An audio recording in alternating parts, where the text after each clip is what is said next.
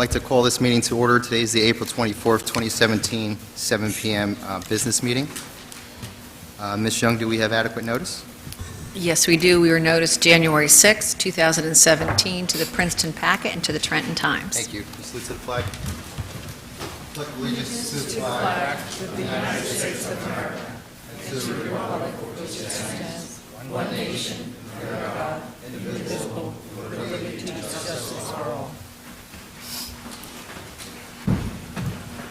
Okay. We have a nice big agenda today.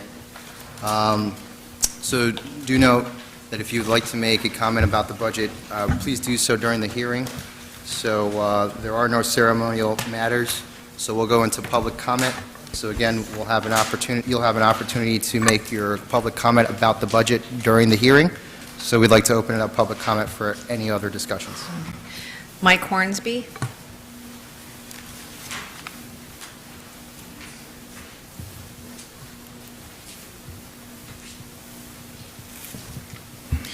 Good evening. Mike Hornsby, 978 Alexander Road, and Chair of the Environmental Commission. I'm here to speak in favor of Resolution R129, which is related to the microgrid. And I support the microgrid and the resolution behind it, which is the initial first step. The microgrid would have benefits to the township in that it would reduce our electricity costs and build resilience for our municipal complex, and also reduce our greenhouse gas footprint. It's a greener solution. This project is not a one-off project, but it's the beginning of implementation of a new state policies and recommendations with respect to microgrids. What I have before me is a microgrid report issued by my employer, the Board of Public Utilities, which endorses this very concept. Further, I have another report by the New Jersey Institute of Technology, which identifies the first 16 candidate microgrid sites that happen to be targeted to the areas that were more ravaged by Hurricane Sandy. And these are indeed town center distributed energy microgrids, which is exactly what we're contemplating here. So this is not a one-off project, but it's the new reality in the aftermath of Sandy and the future storms that we'll be experiencing. So on balance, I think the microgrid is a good idea for the township. So thank you. Thank you, Mr. Hornsby. And I just wanted to acknowledge Dr. Ephraim Books. I know you wanted to speak about the budget, so I'll call you again when we do the budget hearing. Brian Maher.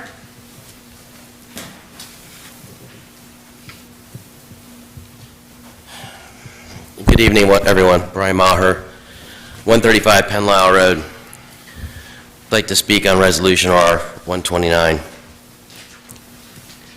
Basically, I'd like to know why the council and the administration is wasting significant time and resources to try and get an unneeded solar farm developed in the middle of West Windsor on attractive, fertile farmland, especially when it would seem not to have broad public support, will be an eyesore for decades, and is entirely unnecessary, given that the municipal complex already has backup generators, and you all know that. I sat up on that council for 4 years. We already have backup generators. It very much seems to me that someone or someones, either on this council or in the administration, has some ulterior motive.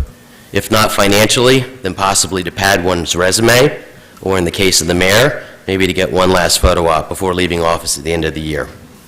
In short, this solar farm's a bad idea. It's entirely unnecessary, will result in uglying up this town, and as I've said many times, West Windsor has 3 things going for it: the schools, the proximity to the train, and it's a pretty place to live. It sure seems like this council doesn't believe that the third is all that important. I'm particularly surprised to hear that those who are arguing for the sustainability or greenness of this project, for that, nothing could be more hypocritical than to destroy fertile farmland and put up concrete, metal, and glass for the sake of being green. And the argument that this would make West Windsor more sustainable is laughable. What's next? Is this council going to propose we start drilling our own oil? Maybe we mandate that we all have to have electric cars to live in this town and recharge them at our local solar field. And where will we be building these electric cars? Here in West Windsor? And where we will source all those materials? It's a joke.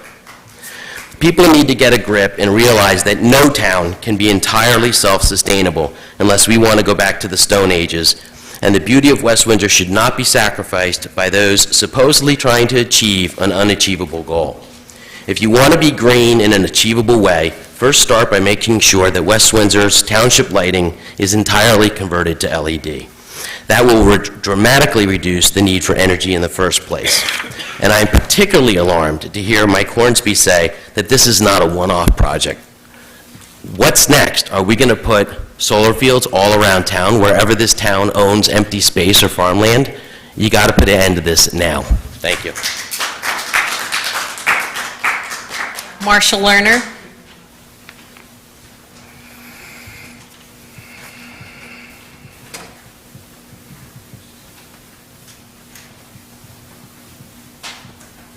Do you have another agenda? There aren't any back there. If you don't, that's fine. No, not up here. Okay, that's all right. Do you need? Good evening, everyone. My name is Marshall Lerner. I live at 3 Sapphire Drive. I wanted to offer comments on R-129 as well. I'm nowhere near as eloquent as Brian, and when I hear him speak, I am amazed at how well he communicates what's on my mind, let alone on his mind. I think that R-129 is the wrong approach. I think it represents political motives by an outgoing mayor as opposed to town interests. I think that when the proposal was previously discussed before council, the prime contractor explained to all of us here and to members of council that the microgrid did not need a solar component, that the existing generators could be networked with existing technology so that two emergency generators, which are already in place, could more than adequately meet the needs of the existing municipal complex.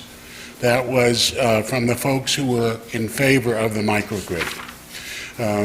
So I would like to request that the township devote its attention and its energies towards looking at that other solution, which seems to be a lower cost approach, which allows the green acres or the undeveloped land which is next to the municipal complex to remain so.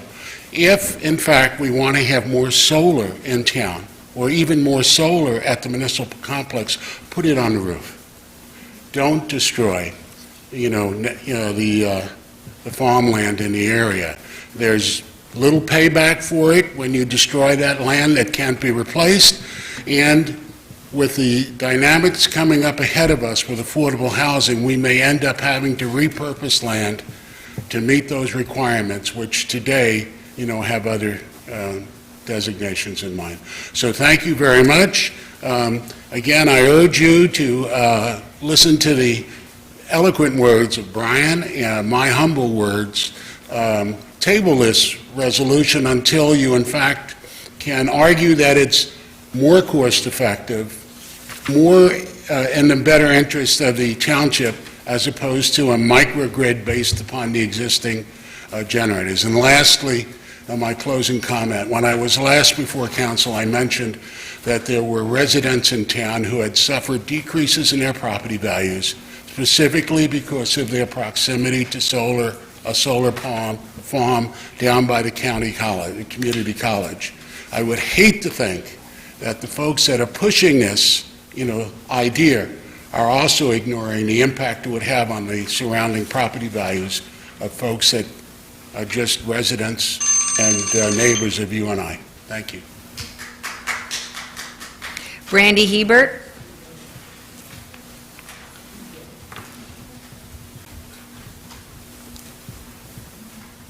Good evening. My name is Brandy Hebert, 8 Wood Hollow Road. And as the community continues the civil debate on Resolution 129, I'm actually here to take you on a bit of a detour. I'm representing Prince of Peace Lutheran Church and the house next door to formally invite the entire West Windsor Township Council to attend the upcoming World Labyrinth Day celebration on Saturday, May 6th from 11 to 3. And everybody here is also welcome. Prince of Peace Lutheran Church strives to be a resource in our community. For the last 20 years, we've hosted the Cherry Tree Club, which was a preschool for homeless and at-risk children in conjunction with Homefront. We continue to support Homefront as well as Mercer Street Friends, Women's Space, Rescue Mission, Task, and the Peace Coalition, among other initiatives. Recently, we completed construction of an 11-circuit Chartres labyrinth on our adjacent property, which is registered on the International Labyrinth Registry and is easily accessible to the entire community from sunrise to sundown for the purpose of meditation, relaxation, and spiritual discernment. Our labyrinth is part of a 3-phase development. In case you thought this was an alternative to the microgrid, it's not.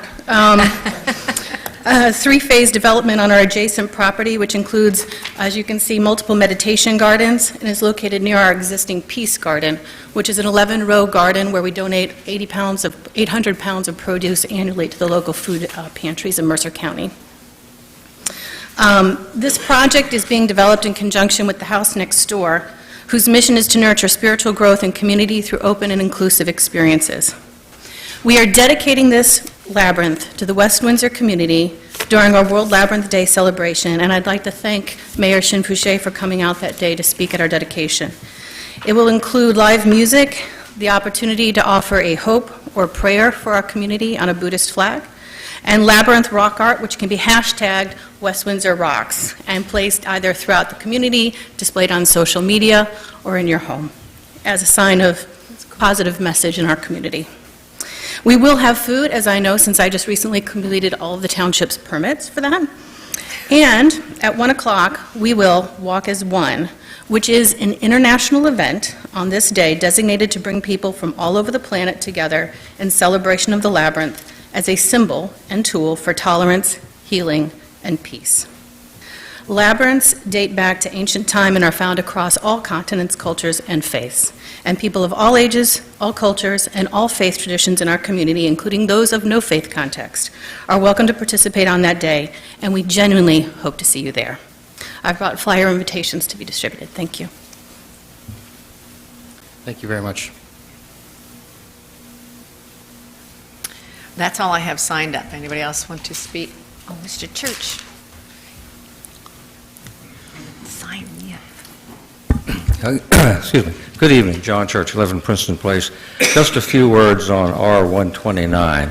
It's my understanding that there was an awful lot of supplemental material about this that the public has not seen. Many pages, according to what I understand. I think, when we talk about process all the time, it's not possible for the public to comment intelligently about this resolution without seeing all this material. So I think it was an oversight and a mistake to not have this posted on the website immediately. When I saw the agenda when it was posted, and I said, wait a minute, there's got to be a lot more information here, and the public should have been able to see this before this meeting, and we were not. I'm disappointed in that. I think it's a lack of process, and I don't want to see a thing like that repeated again. I also want to bring to everyone's attention that there have been a lot of soft costs associated with this project, staff time. I think those soft costs should be put into the total financial picture of this when it comes up, if it does come up again. So that is important. We do spend soft costs, soft time. It doesn't show up in the budget directly, but it's there. It is an expense, and we ought to know about that. So again, this is not to discuss the pros and cons of this particular project, but just to discuss the process that's going on, and I am disappointed in how it has happened. Thank you. Thank you, Mr. Church. Anyone I have else? no one else signed up. Anyone else? Sure.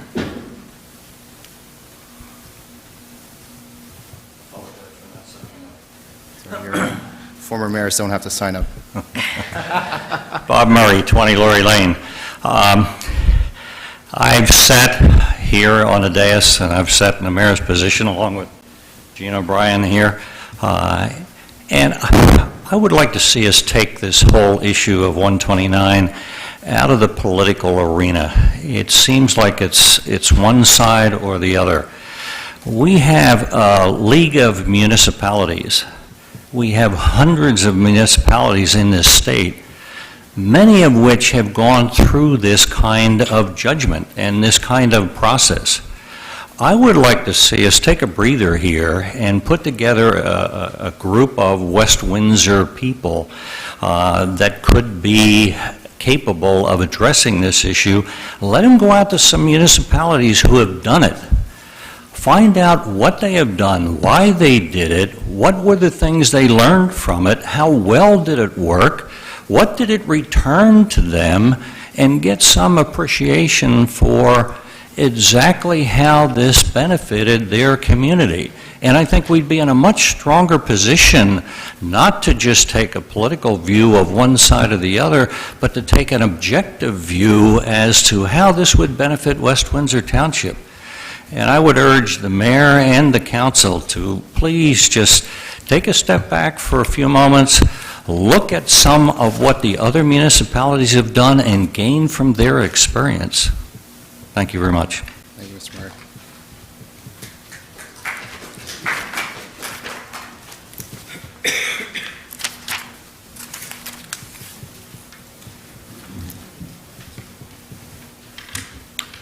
Kamal Khana, 15 Millbrook Drive. My comments are also on R129. I'm a little confused here because this has been going on for about 3.5 years, and I always heard that we don't have a backup system. That's why we have all this discussion going on. Now, I'm not here to, at this time, to support 1, 2, 3, or 4 options that we have. One I understand has been already thrown out of the window. I don't think PSNG is offering that to us anymore, and it's gone to other municipalities, as I understand. But you have other options, whether they are 2, 3, 4, or 5, 6, 7. It really doesn't matter to me. What I like to remind everyone is, during the Hurricane Sandy, what was the situation with the people who needed the backup? Those were sitting in the senior center with their oxygen tanks and not having the power here, and those people who were suffering because some other medical reason they needed a warm place to stay on, but we didn't have it at that time. Now, that's where my confusion comes in. The speaker before me just said that we have a backup system, and I thought the only reason we were having this discussion for the last 3.5 years is because we don't have a backup system. So in my humble opinion, I think not having a backup system is not an option. And also, as a parting remark, I will say that I support green energy, whichever way it comes. Thank you. Thank you, Mr. Khanna.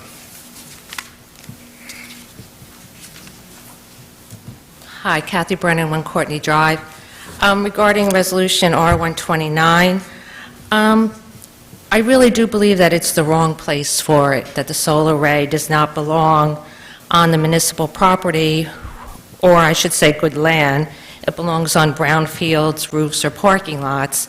And as far as Sandy is concerned, the West Windsor-Mercer County Library had electricity, and no one could get in it. It was locked from us. So, it wasn't that dire. And somebody could have gotten the key and opened it up, and people could have used the library. Thank you. Thank you, Ms. Brennan.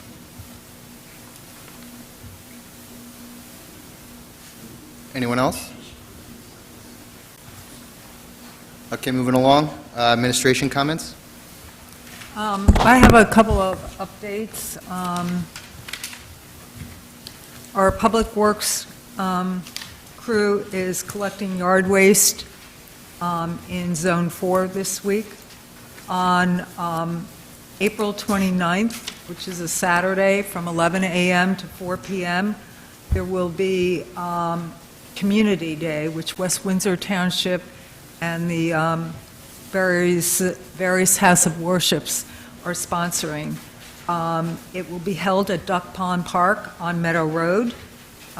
It is from 11 a.m. to 4 p.m., rain or shine, free admission. There'll be food, face painting, rides for the kids, fire trucks, local organizations will be there, vendors, and more. On Saturday, May 13th, from 8 a.m. to 2 p.m., the Township of West Windsor will be hosting dumpster drop-off day at 70 Southfield Road, West Windsor. That's where our Department of Public Works is located. All West Windsor residents may participate in the program. Proof of residency will be required. There will be a shredding truck on site from 10 a.m. to 2 p.m. This is a great time to get rid of confidential documents that you no longer need.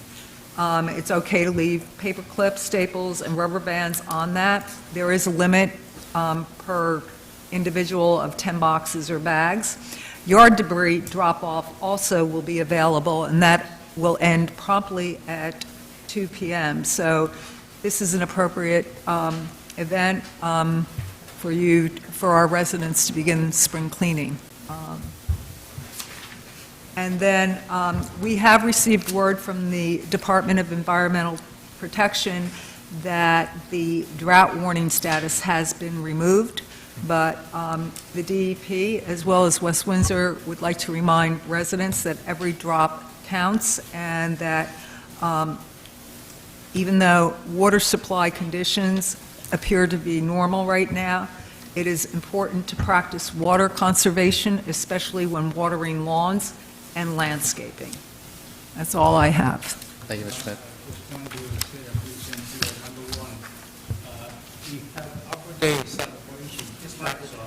Mike, No, these- it's on? Oh, okay. Yeah. Can't hear We have it Saturday, and I know council members here use the... Switch your mic, Mayor. Hello, can you hear? Imam Molade and Alison Miller and Linda Jeevers, they all participated in that very special event. And I know Councilwoman Aisha Hamilton have some excuse for not being able to show up. So I think it was a very successful event. And as a matter of fact, we also talked about a lot of accomplishments in the area of environmental conservation and environmental protection. And I'm very happy and proud to say that we have been doing a wonderful jobs. And that is the reason why 2017, this year, January, the national magazine's Business Insider ranked West Windsor the best town in New Jersey. And the New Jersey Family magazine just ranked it last year the best town in Mercer County. Plus, 2009, American Online actually ranked West Windsor the best town to raise your kids. And I think personally, I'm very proud of it. There's a lot of things going on in this town, including how we handle our recreational facilities and how we treat our senior retirees in this community.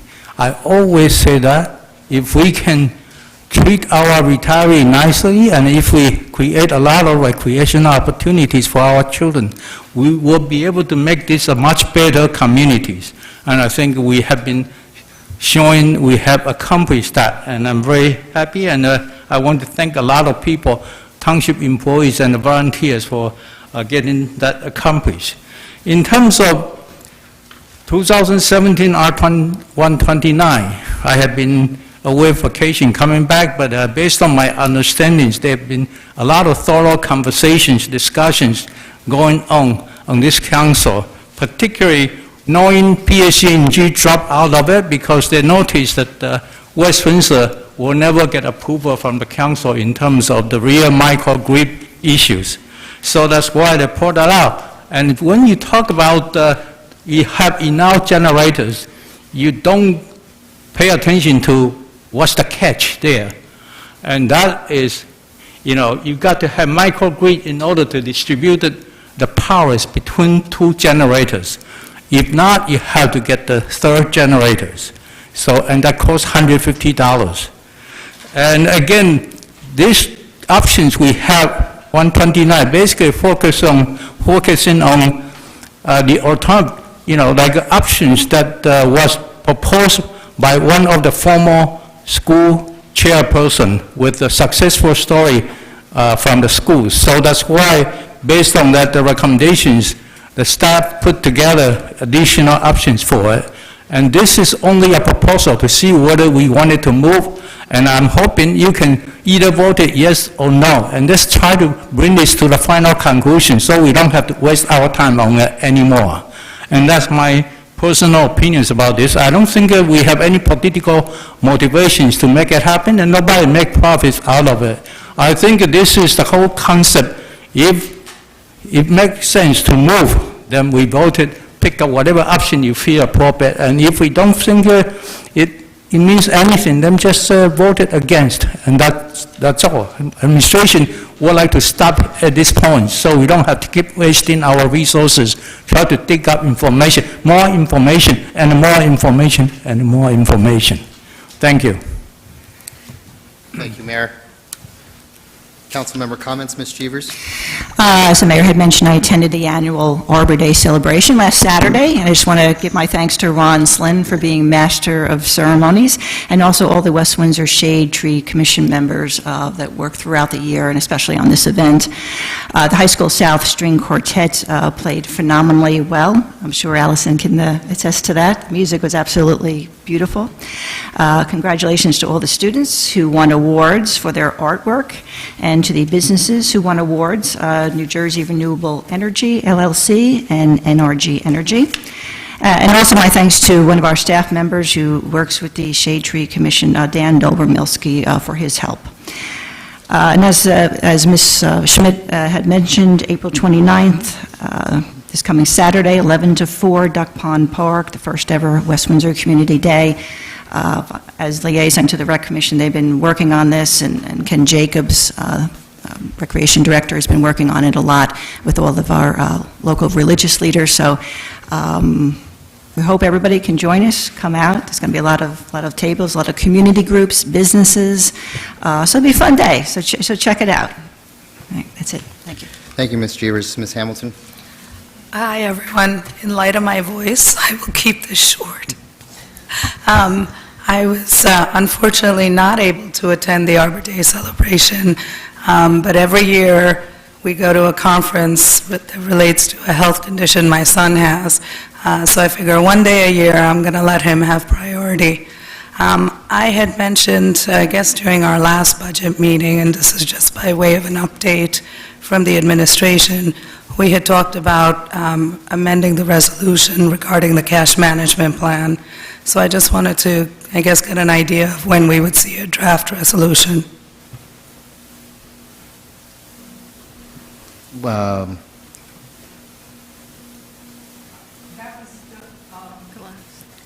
That's already been acted on. So it's been approved? Yes, the council took action April 10th, and council was provided... Spring break, okay. Yep. Perfect. Thank you. You're welcome. Thanks. Thank you, Ms. Hamilton. Mr. Marate? Thanks. Every time I hear her, I am glad I don't get allergies. Thank God for whatever gene that is. My wife suffers too, and it's one thing not good to not to have. As Mayor mentioned, I attended Arbor Day function too. Every year I attend, I'm amazed. They hold a arts contest for all kids, kindergarten through high school, and they will display those winning posters in the township over the next month. And every year I'm amazed with the talent. I mean, I was born without an art gene, so even a kindergarten kid draws better than me. But it reminds me every year how special our schools are, both the kids who play music and the kids who participate in arts contest. It's truly amazing, and I feel proud that I played some part in making the school district so good. I'll reserve my comments about R129 when we come to that point. Thanks. Ms. Miller? As you've heard, I too was at the Arbor Day celebration, and it was just lovely.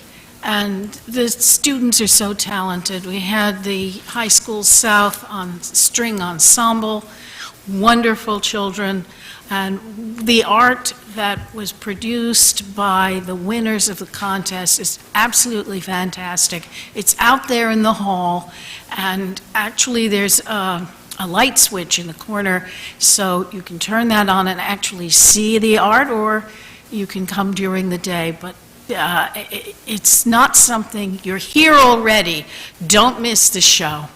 But there is one thing, it was quite ironic that the mayor had to switch microphones, because the microphone we have at Arbor Day was not functioning.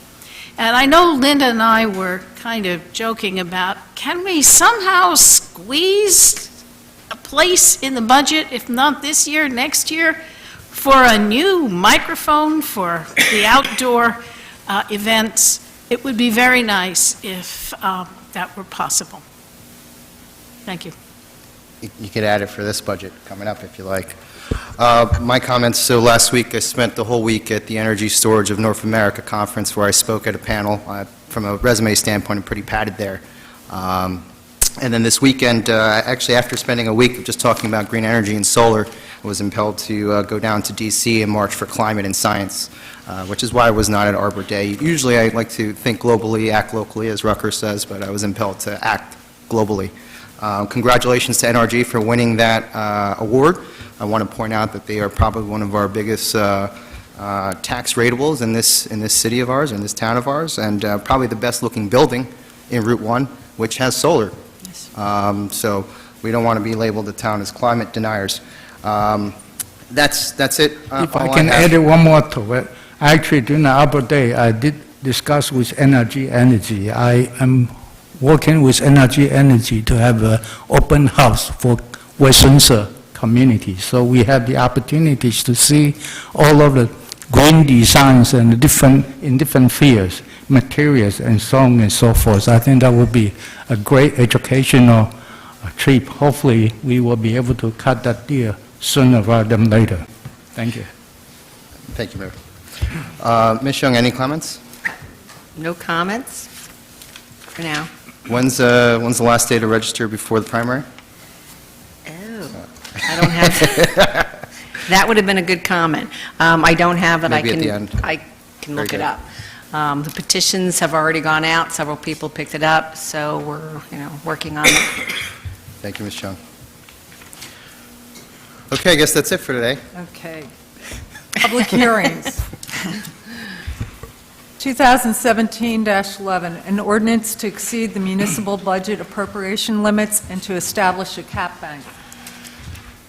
Would anyone in the public like to speak about this topic? And again, we're talking about the budget afterwards. This is just specifically the cap bank. Excuse me. John Church, 11 Princeton Place. I sympathize with Ms. Hamilton. I'm also affected by hay fever. It's the first time I can remember being affected, so I don't know, whatever. We'll get through it. So anyway, on the cap bank, last year I did support the full cap bank. I thought we needed it. This year I'm not so sure. We got a 0.5% cost of living allowance from the state. The ordinance is proposing an additional 3% on top of that. I looked at the finances and the amount of cap bank we have left already, and I don't think we need that full 3%. As a compromise, I would suggest maybe a 2% add-on, and so bring the total to 2.5%. So I did spend some time on this, looked at it pretty carefully. I think probably this would be enough. I don't see any reason to go above that. So if you want to amend the ordinance, that's what I would suggest. You don't have to do it, of course, but it's just my suggestion after having looked at it. So thank you very much. Thank you, Mr. Church. Is there any other public comment regarding the cap bank? Mr. Khanna?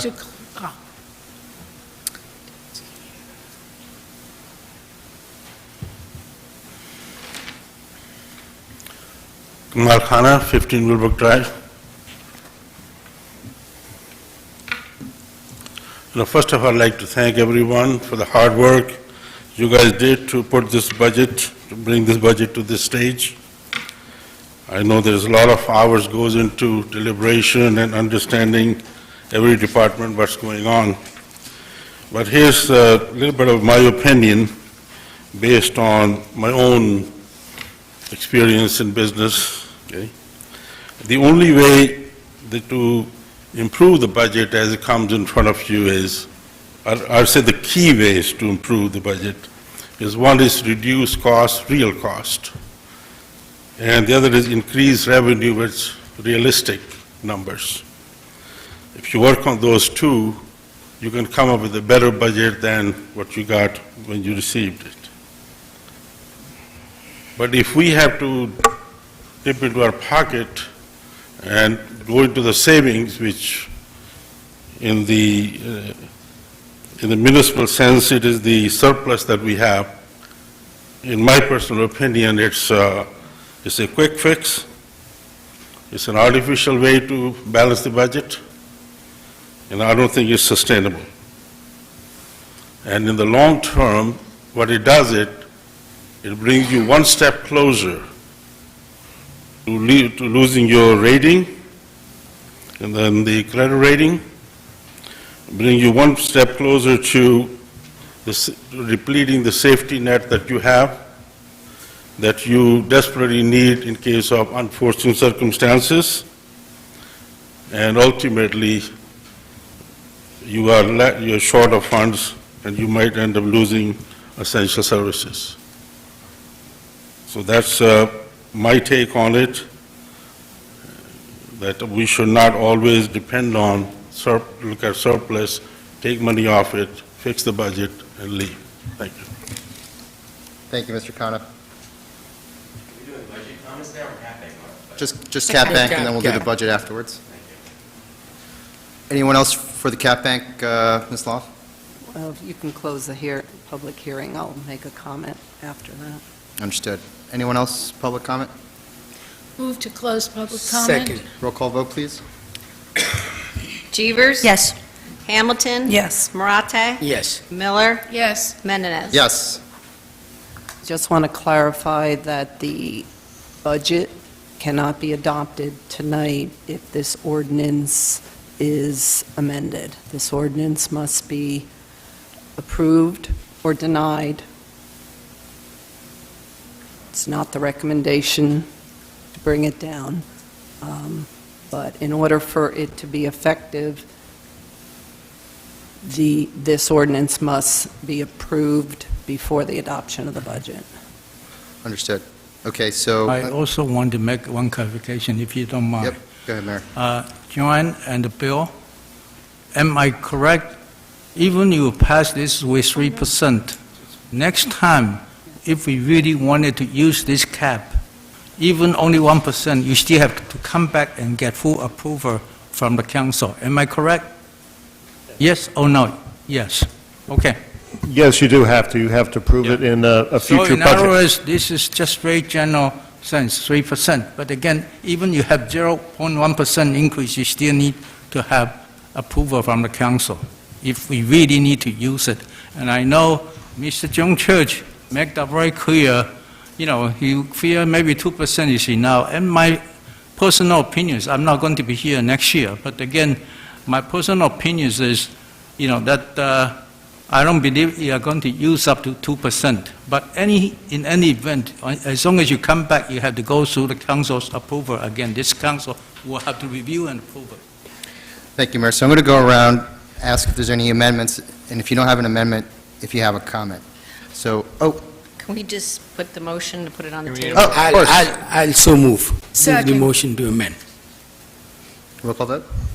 No. To amend. I'll start with the comment. We're This just was putting just it to on the put the table motion to on the discuss. table, so you can have a discussion. So Yeah. now the motion is on the table. I So heard you- the word amend, I just wanted to make sure. My fault. No, he used the word amend. I didn't use the word amend. I used the word to move. Okay, so it's Yeah. on the table. So, Ms. It's on the Chivers. table.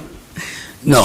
So the motion is on the table, so you can discuss. I mean, this is just a planning tool, and state doesn't make it easy to do the budgets by changing rules every year. There are people who will say reduce it so that next year you don't have as much chance to increase the budget by that much percent, because technically, if you give that cap, next year you can increase it by 2% plus whatever 3% is in the cap. But that's for the next council to worry about. And I have a lot of comments about the budget that I'll make when we adopt the budget, but this is just planning tool, and I'm perfectly comfortable with this ordinance. I'll support it. Ms. Jeevers, any comments? No, I just support it as a planning tool, and you were saying that we absolutely must pass this? It's not mandatory to adopt the budget, because the cap is not needed this year. There's banking that is being used. However, it's a planning tool for your 2018 and 2019 budget. The appropriation will be increased, and what is not used in this budget will be banked for council decisions on the budget in 2018 and 2019. Let me Last ask. year, it was mandatory that the ordinance be passed because there was no banking and the director's cost of living was zero. So, So what you're saying is if you amend the ordinance, you cannot vote on it today? The budget. you cannot adopt the budget. No, you cannot adopt the ordinance today, and that's why you cannot adopt the budget. Correct. Okay, that's, so... It's a substantive change, would require Right. republishing, and therefore, to make it effective, you could not adopt the budget tonight. Right. Okay, so I heard... That answers it. Okay, great. Any other comments or proposed anything? Ms. Chevers? No, nothing further. Ms. Hamilton? Nothing. Ms. Miller? It's a planning tool, it's a good planning tool.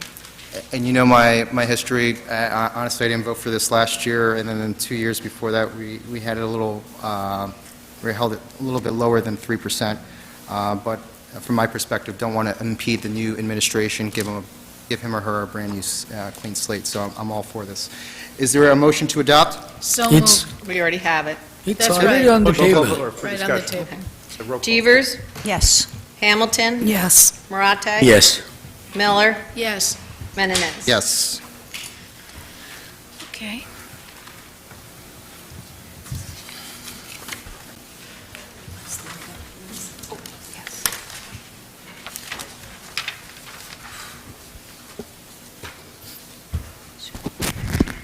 Okay.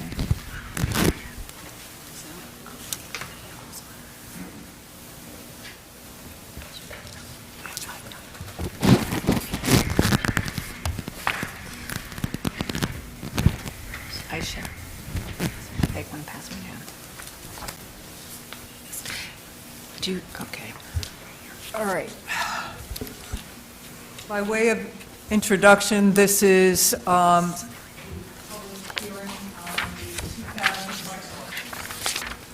by way of introduction, this is the 2017 municipal budget public hearing.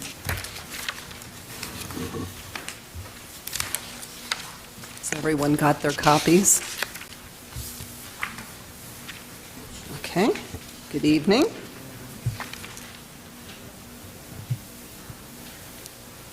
The total introduced municipal operating budget is $39,942,000. The operating expense portion is $26,339,781, or 66% of the total budget, a 3.05% increase over last year on the expense side. Salary and wage totals $13,602,219, or 34% of the budget, an increase of 1.5% over last year, which funds 170 full-time and 15 part-time employees. The total budget increased by 2.51% compared to last year's $38,963,000. Public safety continues to represent the largest portion of the municipal budget at 20.24%. This includes police, fire, and first aid services. Debt service, representing 14% of the budget, includes principal and interest costs for capital projects, as well as the 5% down payment requirement for projects to be authorized in 2017.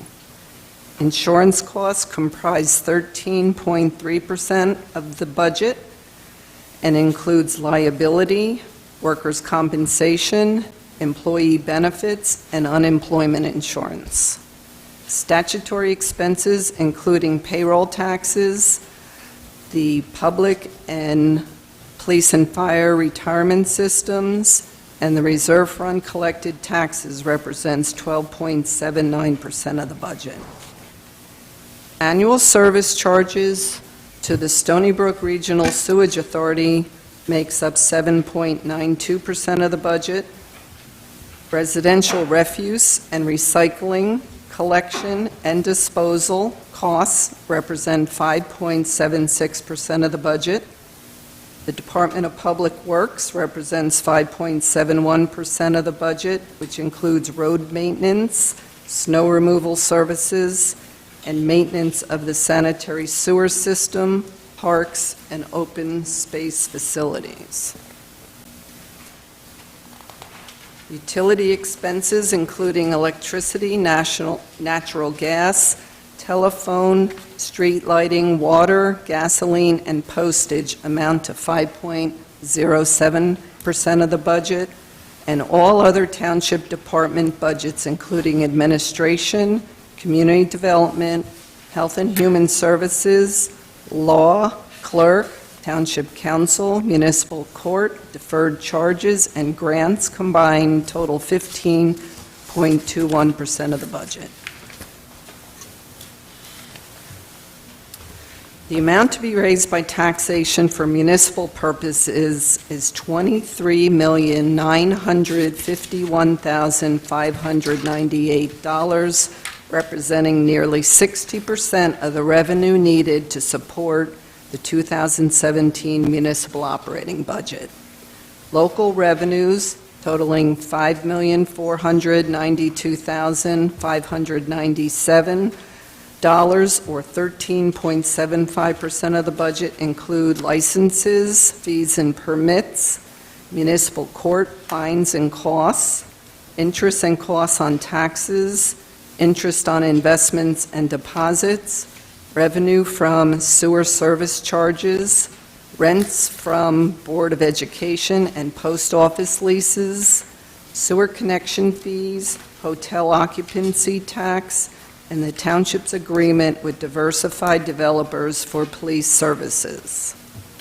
The use of fund balance to support the budget in the amount of $4,770,000 denotes 12% of the budget. Energy tax receipts from the state of New Jersey remains flat since 2010 at $2,190,039 and are 5.48% of the budget.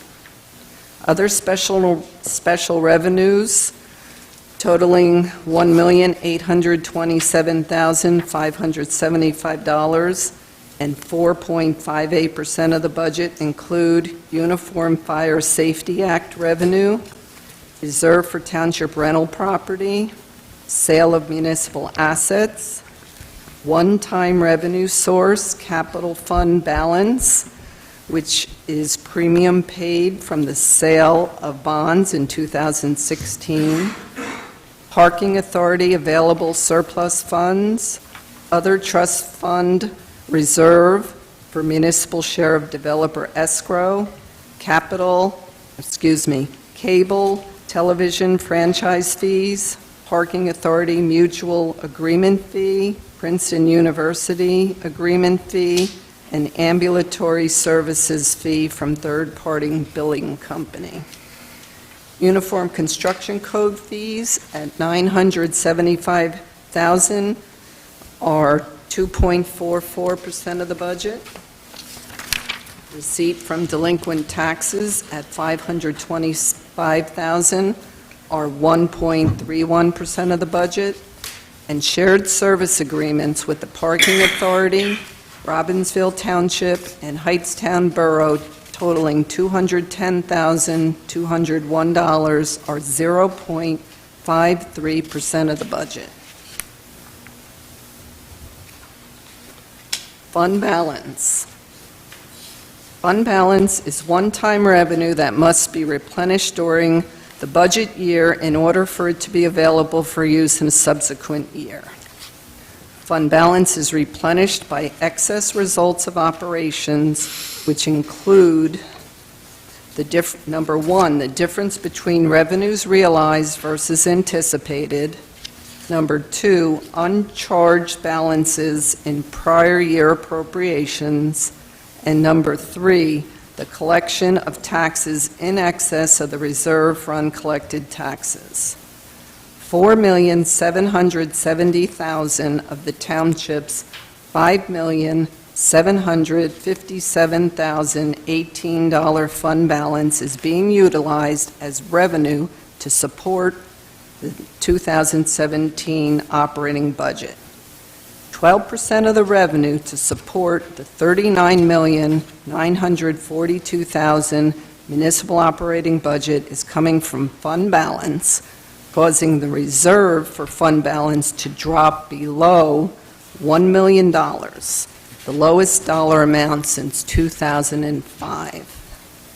Year-end fund balance has declined by nearly $2.5 million from $8.25 million in 2007 to $5.75 million in 2016. Fund balance is projected to fall to $5.3 million at year-end 2017, with the use of $4,770,000 to support the 2017 budget. Further reliance on the use of fund balance must be significantly reduced in 2018 and beyond to a level consistent with the amount replenished in order to stabilize and rebuild the level of fund balance in accordance with fund balance policy as recommended by Rutgers. Powers and duties of the municipal governing body, the role of the governing body in municipal finance, publication. There needs to be less reliance on the use of fund balance to support future budgets, since 8 out of the last 9 years experienced reductions to the year-end fund balance. Statutory restrictions pertaining to the property tax levy cap may prohibit future tax increases necessary to restore the level of fund balance, which may compromise future services to residents.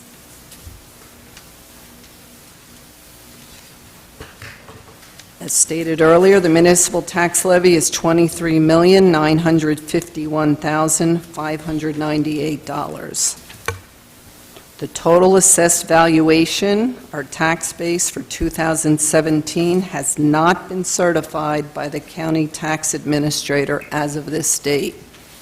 There are at least 4 communities that we are aware of that have remained open at the recommendation of the county tax administrator due to the City of Trenton's revaluation needing more time. So the assessor has provided me with an estimate for purposes of discussion. We anticipate an estimated $5,989,000,000 in rateable base. We estimate the average residential assessment to be $522,000. And we estimate the municipal tax rate as introduced with the 2017 budget to be 40 cents. The average residential household municipal tax is estimated to be $2,088. So the increase of 1 cent on the average household of $522,000 is $52.20 per year, $4.35 per month. That concludes the budget presentation. The township clerk will post this slide presentation on the township website. I'd like to introduce Bill Antonides, our registered municipal accountant, who's available, as am I, to answer any questions Township Council may have on the budget to be adopted. And I turn the meeting back to Council President, who can now open the public hearing. Excuse Thank me, you, Gustav. if Council Chair, if you Sure. don't mind, I would like to make one clarification, if you don't mind. Just one clarification. I think if you look at the pie charts, if you look at pie chart, it shows state aid $2.19 million, 5.48%. And I wanted to clarify this, it's not really state aid. It's the money supposed to come to municipalities. But thanks to the governor's office, they actually keep the money from the state and supposed to redistribute it, but it has been kept by the state, just try to use for the purpose of it, and then whatever left over, they send it back to municipalities. Am I correct to say that? Yes. Yeah, so I just want people to be aware of it. And West Windsor had been taken away by governor's office, roughly $1.7 million last year. So I just want to make a point of it. Great. Thank you very much. If we can get the lights, and then we'll open it up to public comment. Can I just ask one clarification question? You said, how does Trenton assessments affect us? Just that he's busy so he can't certify hours? You need to compare all those. We could have closed the books, but we have tax appeals that the assessor is working to settle. It is in the township's financial best interest to allow, since the county is not going to certify and is allowing, if one town is open, the county tax administrator is allowing the opportunity for other communities to settle their tax appeals so that we don't lose money. Once we certify our rateable and we have tax appeals, we are at risk of losing money. This is to our advantage to be able to stay open, to avoid also litigation costs associated with the defense of tax appeals. When it comes to the county budget, eventually we'll have to go by the so-called equalized values, equalized ratios for all of the municipalities. And if you don't have all of the 12 municipalities coming in, there's no way they can come out with that equalized ratio. Great. Public comment? I have Dr. Books.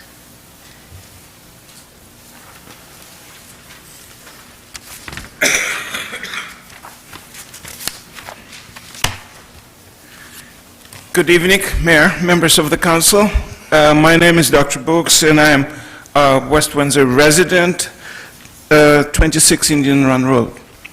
I will make a few general comments about the budget and then specific recommendation. So,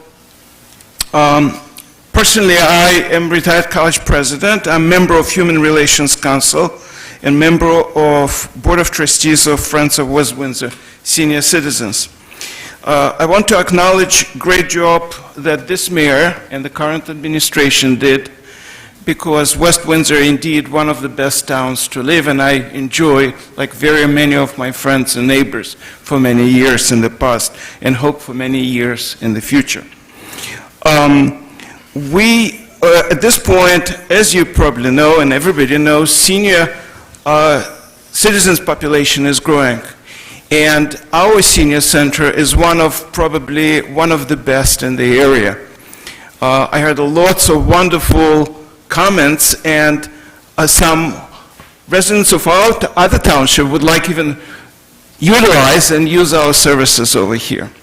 So it's a great center, and definitely for your future planning, I will encourage the mayor and the township council to increase substantially its budget, operating expenses, as well as facility. We need desperately rooms for exercise. We don't have enough space for meetings, including township meetings. And at this point, I would like to suggest to develop maybe even master plan. Moreover, that's important because the senior center would be reaccredited. As you know, it's one of the few senior centers, it's national accreditation, and for that purpose, it must have a master plan with a very detailed budget. So I would encourage you, and certainly our volunteers would be more than happy to participate and help you. As a former scientist and educator, I support solar energy and green energy in the township. We need to reduce the pollution. So in generality, we certainly support solar energy, green energy.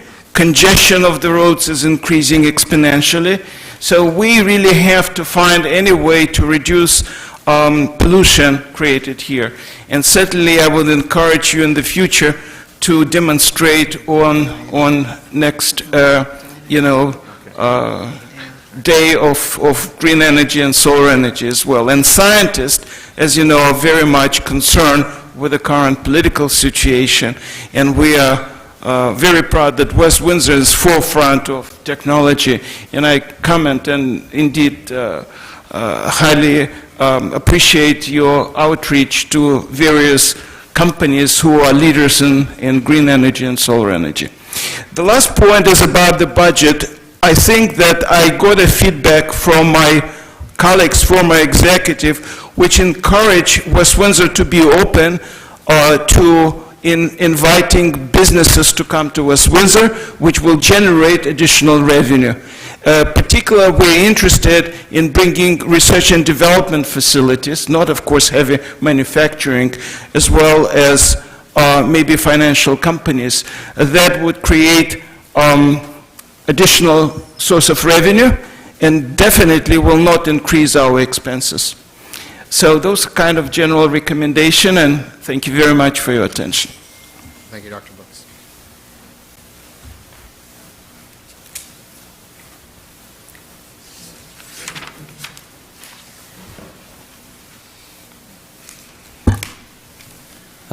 John Church, 11 Princeton Place. I just have one specific suggestion on the budget, and actually I think it might be acceptable in several quarters here.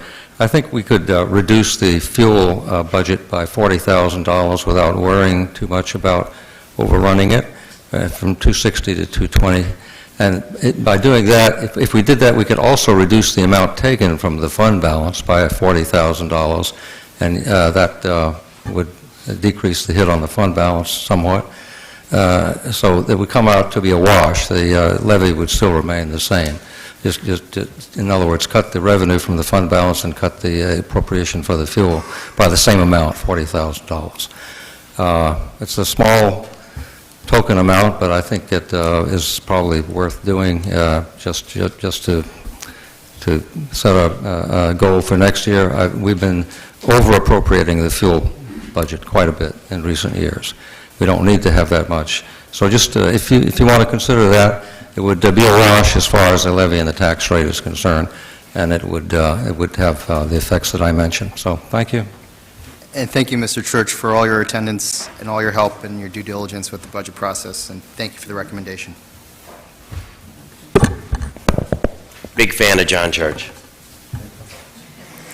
Brian Maher, 135 Penn Lowell Road. So I don't see the clock running, which you guys might regret. Hey now, Hold on, I was timing the first guy. I lost 10 seconds already.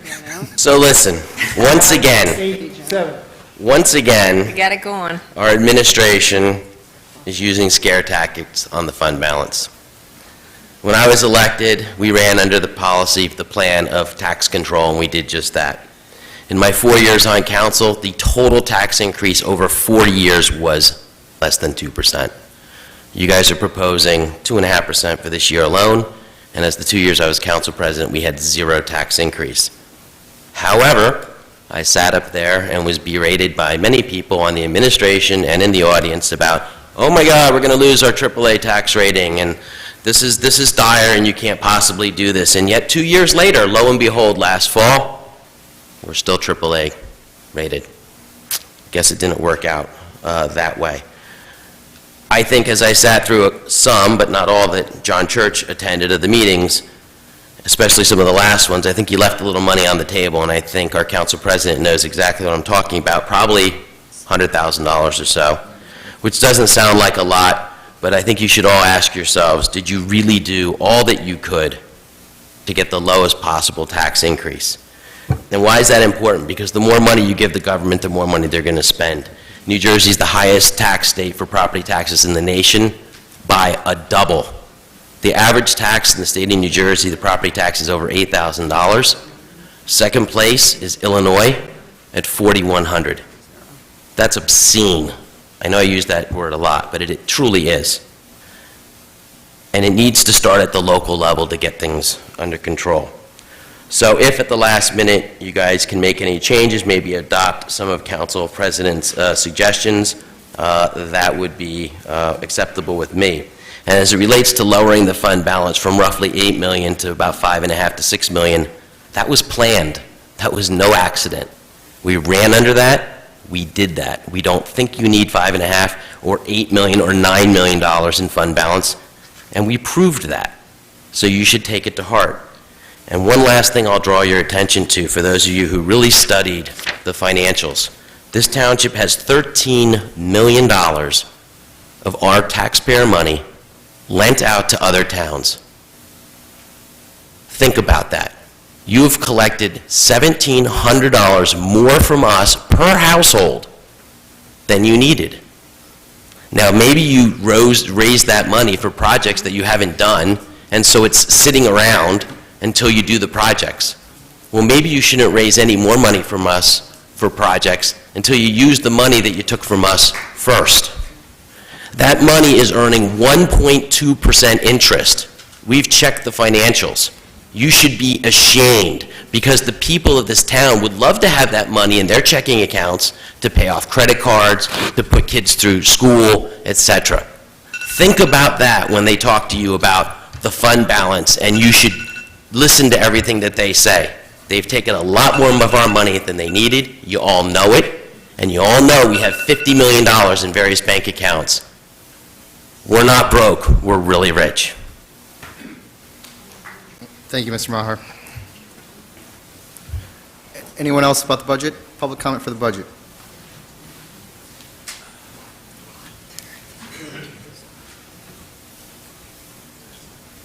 My turn, Bob. Good evening. Gene O'Brien. I reside at 13 Green Drive. I'm sensing deja vu. As former Mayor Murray has said, he and I sat on that dais many years simultaneously. To her credit, our finance director has weathered many storms and has continued to enjoy the confidence of the administration, and I'm pleased to see that she's an incumbent. However, we heard the same hue and cry from Ms. Loft back in the 1980s, late, as you've heard tonight. I respect Mr. Maher for his current knowledge of the financial situation, and I would suggest that you would be doing the right thing to go with the number you're using concerning the fund budget, the fund balance in the budget. Seriously, thank you. Thank you, Mr. O'Brien. Anyone else care to speak about the budget?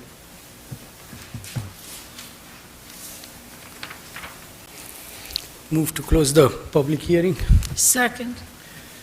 Roll call vote? Jeevers? Yes. Hamilton? Yes. Maratay? Yes. Miller? Yes. Menendez? Yes.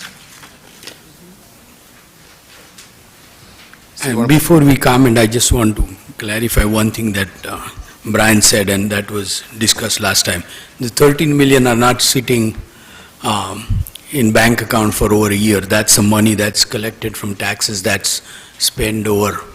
It's just like the taxes are collected 4 times a year. And if you, after February 1st, if you look at February 7th, the bank balance will look a lot bigger because that's the taxes collected that's spent over next 3 months. The state law allows us to invest that money you get a higher return than what the bank would give you. And you would appreciate that we were, or at least she was trying to generate higher returns than 0.1% or whatever percent the bank will give you. So that, if that 13 million is constantly sitting there for more than a year, I would be worried as you are. But that money is not sitting there. That's just the money collected from taxes that at one time. Correct me if I'm wrong. That's correct. 7 million of that is school tax.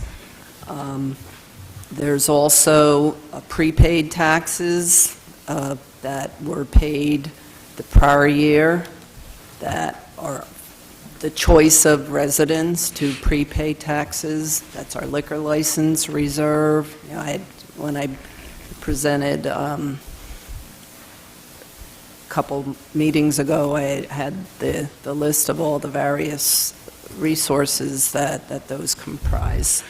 I want to add, as a shout out to Joanne and a thank you, that because of these investments, the township had revenue last year, and I think that it was 200,000 or somewhere in that range that we earned from these short-term investments. So thank you for doing that. Thank you for looking for the opportunities and for using this money that's otherwise sitting in a short-term account. And I'd like to edit, Joanne, I'd like to edit another thing to it, if you agree with me, and that is, again, for this kind of investments, you actually will have to be regulated by the state. That's very closely. In other words, whom you are allowed to give the money to, and how, what kind of return you are going to get, all of this will have to be certified by the state. Am I correct? Yes, council approves a cash management plan that was just amended to add some statutory language to it. I've also sought approval from the director of the Division of Investments and the director of Division of Local Government Services from the state of New Jersey to be able to participate in a bid process for investing our idle funds so that we earn revenue versus what the general checking account would bear. And it's not just like our money. We can do whatever we wanted. This is a township money, and the state watching all of this step very carefully. This is our current fund money that I have followed rules promulgated by the state of New Jersey and this council in the procedures in order to have these investments. They're not lent money, they are investments, just like in previous years we have had certificates of deposit or some other investment vehicle. Council President, she's not followed the rules. She's supposed to report to you guys every month, Yep. and she has not. So we did, okay, so let's talk about what we can control today, right? So on April 10th, the last council meeting, we did pass the amendment to the cash management plan. Subsequently, 12 hours before that, we did get our monthly report. And she had not been getting it before. So true, but we are moving it forward, we're moving the ball forward, and also in August, we'll readdress, this council will readdress the cash management plan for next year. So let's control what we can control, and that's the budget. Can we move on? All right. So how do we want to do this? I can comment on it. So I would like to, so there's two things. So one for the public, the way we ended the very, very last budget meeting where we agreed on all the numbers, or at least we put it on paper, was we went around the room and we said, what is an acceptable tax increase from each individual? So I'd like to do that again one more time while there's more people here present and more people listening. So that's one. But also, I'd like to get comments. General comments or any amendments, if any. One was recommended by John Church. So I'll open it up for recommendations on whether we want to start with the number or go to general comments. What does everyone think? I'll go to my vice president first. Comments? Comments first? Okay? Okay. Ms. Cheevers? Well, does anyone have proposals?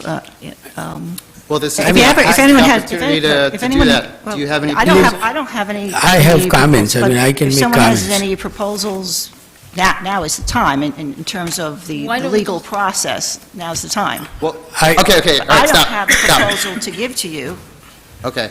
so if Does- someone else has a proposal, Other than comments, Listen to them. are there any recommendations for changes? I want to just go around the room. No, And then what, I would like to make, if you're taking comments first, let's make comments first. comments and then changes and Yeah, I mean, potentially, and then the number? Yes. What- yeah, what the comments, increase you're okay with? comments will, may not change the recommendations, may not change the number, Makes sense. so. Okay, Ms. Chevers, you could start with your general comments. General comments, right. Well, we received the budget from the mayor, and it was a 1.6 cent increase proposed, and we have reduced it to 1 cent increase. So it's still an increase, but it is less than what the mayor proposed to us. And for those that are new to the budget process, all of our budget meetings are held in this room. They are aired live. They are taped for rebroadcast. Any member of the public can come. We do take public comment at each meeting. Hardly anyone ever comes, but that doesn't matter. What matters is that we have an open and inclusive process. So we certainly go line by line. We have all of the department heads, directors come before us. They tell us what went on during the past year, what their goals are for the upcoming year. It's all in writing. These are public documents if anybody wanted to see them or read them once again. And so we, eventually introduce a budget, because once the mayor gives it to council, we can change every line item, or we can change none. We can do what we want. That comes to us usually in early February. We haven't cut any services. We are adding one additional police officer, and I don't believe we've had added any police officers for at least the past 10 years. Is that correct, Ms. Schmidt? Yes. Okay. And we are experiencing growth, and a lot of growth is going to be coming in, as I'm sure you've been reading about in the newspapers or hearing about it at school board meetings or up here. I believe that we must continue with the long-term financial planning and take measures that leads us to a AAA bond rating. The municipality is AAA rated, the parking authority is AAA bond rated, and so is our school district. So I do feel like there's a lot of good fiscal management going on, and we have a wonderful community, and certainly very active with people coming to meetings and following, all that goes on, including the budgets. One concern for the future has just been the annual increases in the health insurance premiums. It says here in our budget book that the average state health benefit increase for the health benefit plans at the state level was 2.4%, and ours is over 13%. So I think that's something that we got to look at and see what we can do to get more competitive bids in. We certainly have gotten savings through contract negotiations, and all of our employees do contribute to some degree, depending on what their level of salary is. So they have skin in the game, too, but that's certainly something that is increasing the budget by a big margin each year. And also, we've been spending hundreds of thousands of dollars on trying to figure out our third round affordable housing obligations. So whether it's the court costs and the professionals and the attorneys, that is an extra expense we haven't had over a few years going back. So it is huge. These are six-figure numbers. So I'll leave it at that for now. Okay, thank you, Ms. Chevers. Ms. Hamilton? Let's try this again with this voice. So we sat through days of testimony, I guess we can call it, from our department heads that really laid out what it is they were asking for. Most of them had zero increases. There's not a lot of padding in this budget. There's not a lot of waste that I saw. So ultimately, even when we went to look at where we could make cuts, there weren't a lot of areas that we had to play with. I think most convincing to me was Ms. Lott's statement in a report or an interview that was given to Standard & Poor's in June of 2016, where she said that based upon where we were anticipated revenues, anticipated expenses. As of June of 2016, she anticipated a 1 cent increase. With the 1 cent increase, we were still awarded the AAA bond rating. So I feel comfortable that if we support a 1 cent tax increase, which is what we had proposed back to the administration, that we would still be protecting the AAA bond rating and still establishing a partnership between using some fund balance and using some taxpayer tax levy. And I think that's where your happy balance comes from. And I think that was sound fiscal planning. So I support the 1 cent increase. Thank you, Ms. Hamilton. Mr. Marate?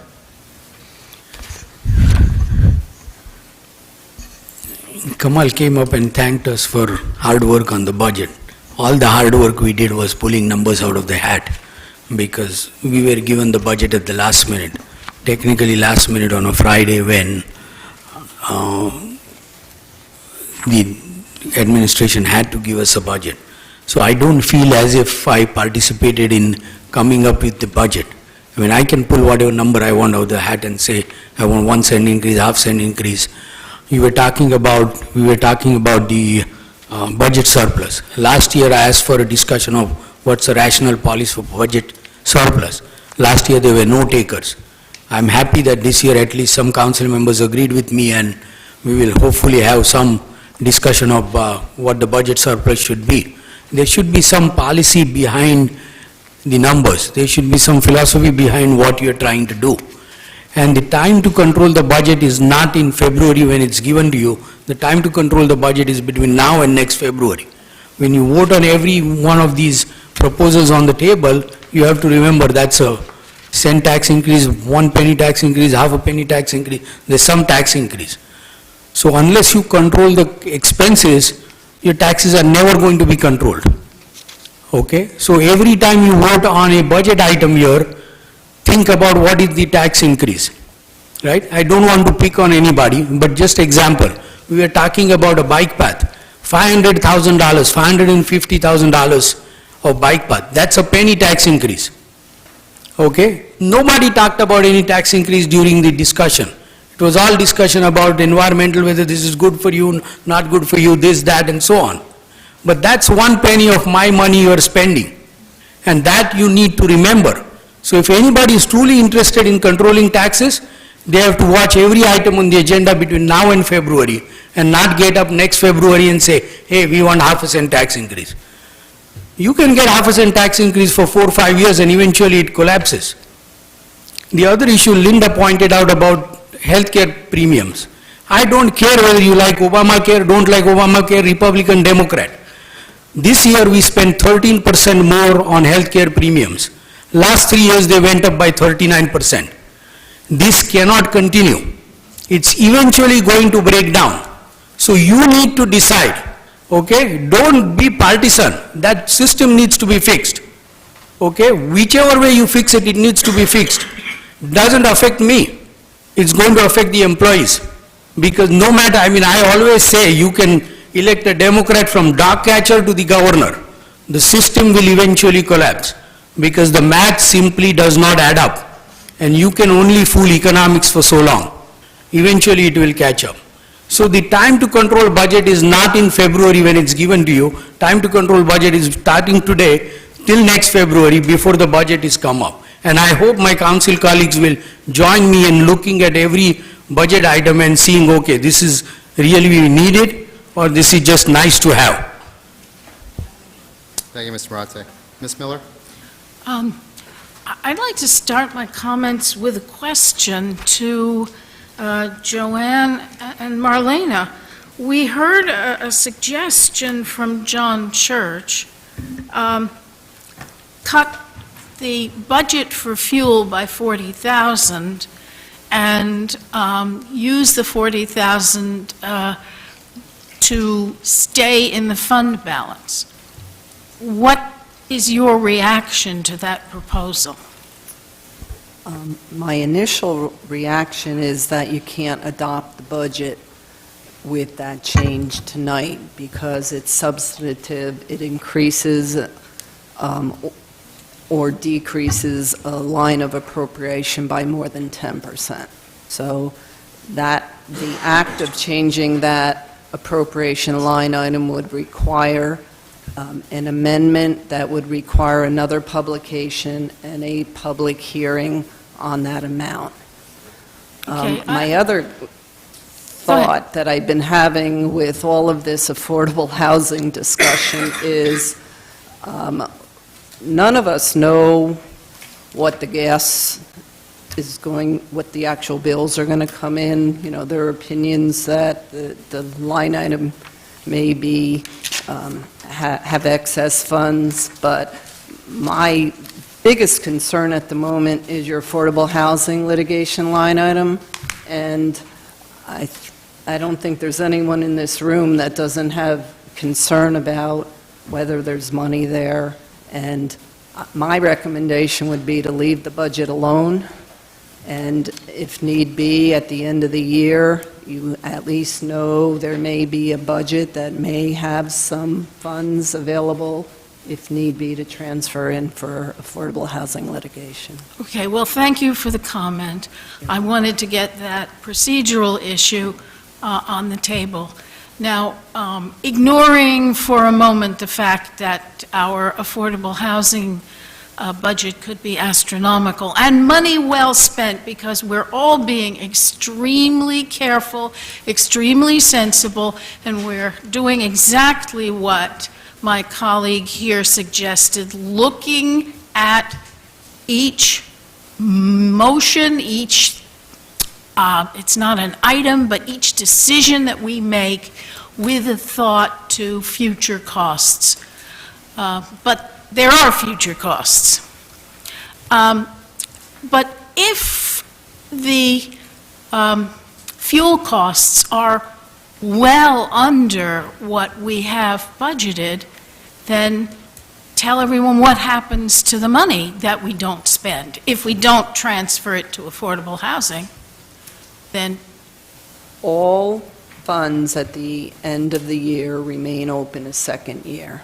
At the end of the second year, that was number 2 in my fund balance item. Any remaining funds in the prior year budget go back to fund balance. so this money, if unspent, would eventually go back to swell the fund balance. Correct. Well, I also support the current budget. We went through a lot to look at it carefully, and I think we did, as a group, a good job, and I would support doing this. But I would also very strongly support that meeting in August when we talk about cash management. We also have to talk about the fund balance philosophy, because the administration told us this year it has been West Windsor's philosophy since 2007, whatever, to have such and such percentage of the operating budget amount as fund balance. Well, most of us weren't on council then, and we didn't have any part in developing that philosophy, and we need to go through that development exercise so that we and our future council, I certainly hope that anybody running for council will show up at that August work session, can be part of developing a philosophy that we all feel confident and comfortable with on fund balance. Those are my comments. Thank you, Ms. Miller. Okay, so just for my comments, pretty much what was summarized in terms of the hurdles that we had to attack this year, healthcare and affordable housing, those were the biggest cost contributors, as mentioned by the administration and my council colleagues. The other thing I want to mention is a lot of stuff since becoming council president, January 1, the first thing we did was prepare for the budget process. So myself and Ms. Miller, with the administration and the clerk, worked on the schedule, worked on the operation tempo, worked on what needs to be delivered, all the inputs, and what we were getting out of every single meeting. We took out, we had action items for every single action. We followed up on them in every meeting. It's very different than last year's process. So a lot of work, front-end work was done to make it a lot smoother. In addition, created a dynamic model of the whole budget process, so it's just literally plug and play for our council members to just put in any numbers they want, and it will simulate a scenario of where the budget would be. Not that easy to do. So the one comment I wanted to make is, when we were talking about AAA, at one session we had, the advice we were getting was, if we were to raise taxes between half a cent and a cent, that was the recommendation to keep us within AAA. So as the moderator as I am, I said, hey, let's try to do 0.75, 0.8. Let's at least try to get there. Keep everybody happy. Me personally, I'd rather see it flat, but with the temperature of council, I said let's try to meet in the middle.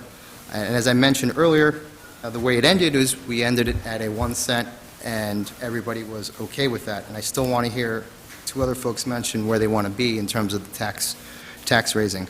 So again, from my perspective, a 0.5 would have been the goal, and I stated that from the very beginning of the budget process.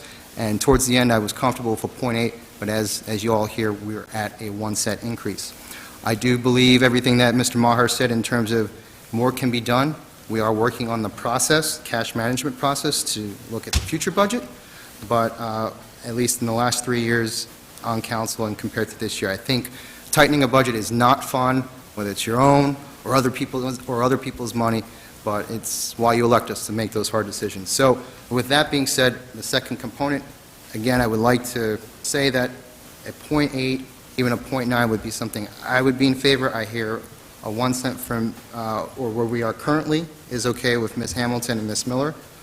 Quite frankly, if we do 26,000, so the gasoline budget item is 260,000, so if we cut 10%, that's 26,000.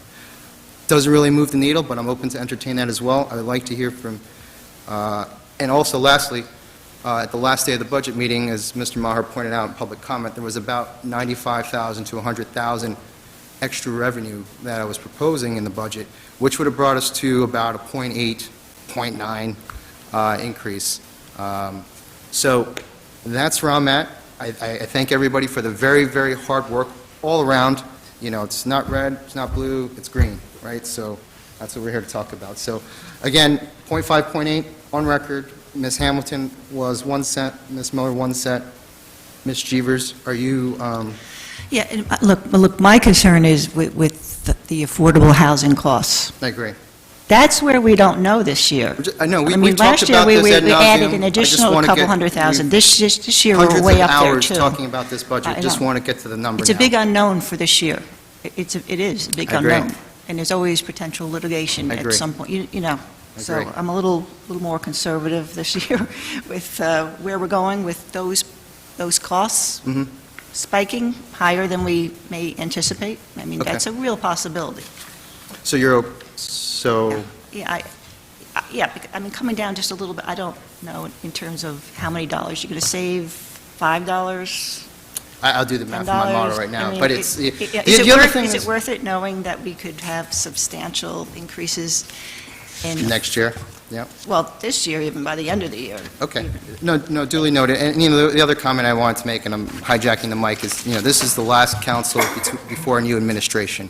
So it's the opportunity for this council to set a tone of how we're going to work with next year's administration in terms of cash management and the budget process. So this is the time to make a good point. Right, and we also hope for UCC, Uniform Construction Code fees will come in higher this year than last year. That was another thing, we were a little off on that, so...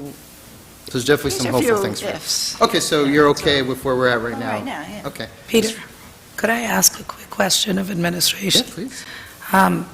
We had talked about an allocation from the capital budget for a brush truck. You'd approved $100,000. The truck actually costs $130,000. So has that been changed? Yes. Yeah, you Yes, sent that the was memo out, sent right? to us Done. Yeah, I checked within that the memo. last day. Okay, so I just want to, well, my laptop is with Gay being fixed, so I just wanted to make sure that had been addressed, because $100,000 isn't going to get him a truck. No. Good point. It was changed, I checked into that, too. That's the They need about capital 125, budget. 130. That you'll authorize the administration, hopefully, to proceed, and that will be a second action, but we've incorporated that recommendation. Here it is, it's right here on the map. Thank you, Ms. Census, okay? Mr. Marotte, same question for you Yeah. on tax rate? I mean, by now, council members know there are few issues that push my button. Very few issues that push my button, and Ms. Miller just pushed mine. She said the money spent on affordable housing is money well spent. I know what she means, so it's not a criticism of her. But this is, all I can do is point out to the public, forget whether you're Republican or Democrat, the township spent $300,000 on legal cost on affordable housing last year.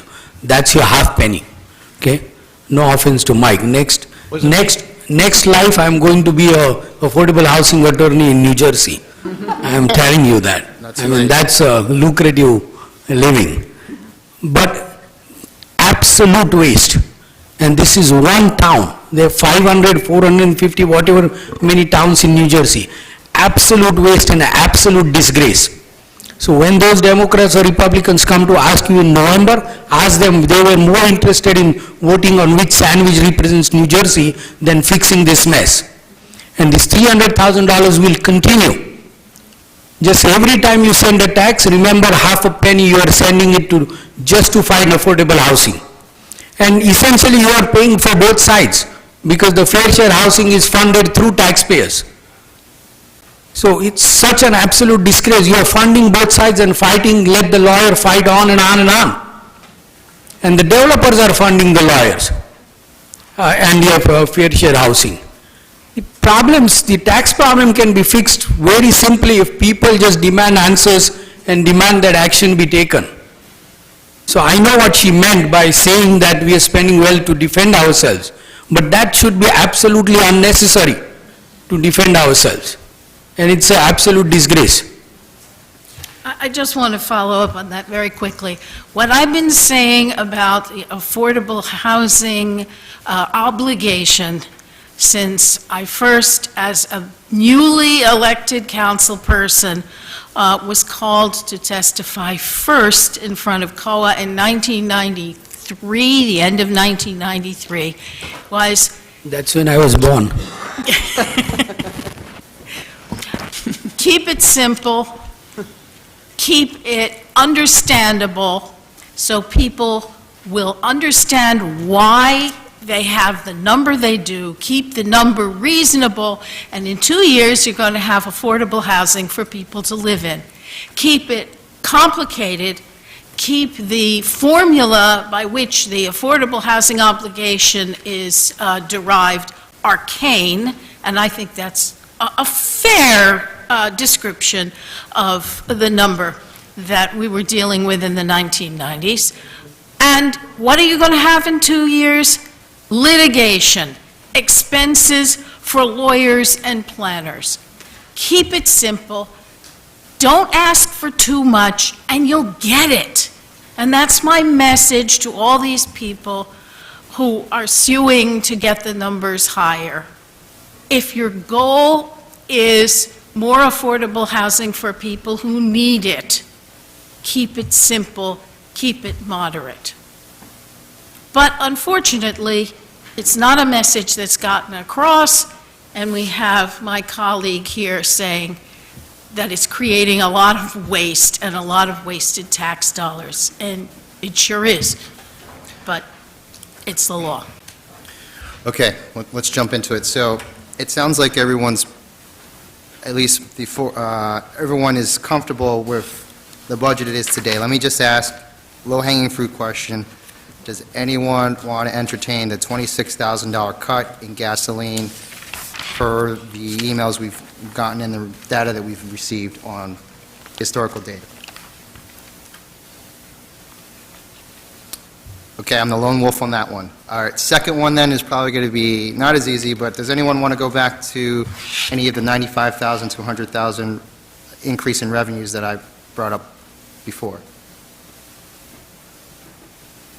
Okay, so then, is there a motion to adopt the budget? So moved. Second. Roll call vote? Jeevers? Yes. Hamilton? Yes. Marate? Yes. Miller? Yes. Mendinez? No.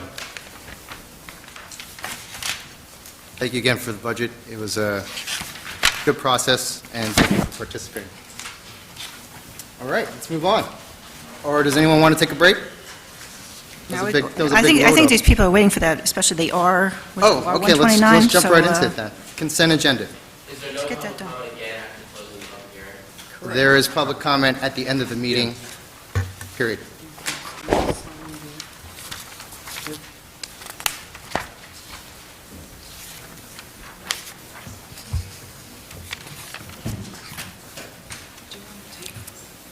I'm sorry? Oh, you like quote on TV, huh? Yeah, no, we're just going to go. Because Consent other people agenda. are sitting here, and they kind of want to, Yeah, no, we'll get through they it. want to hear the discussion here.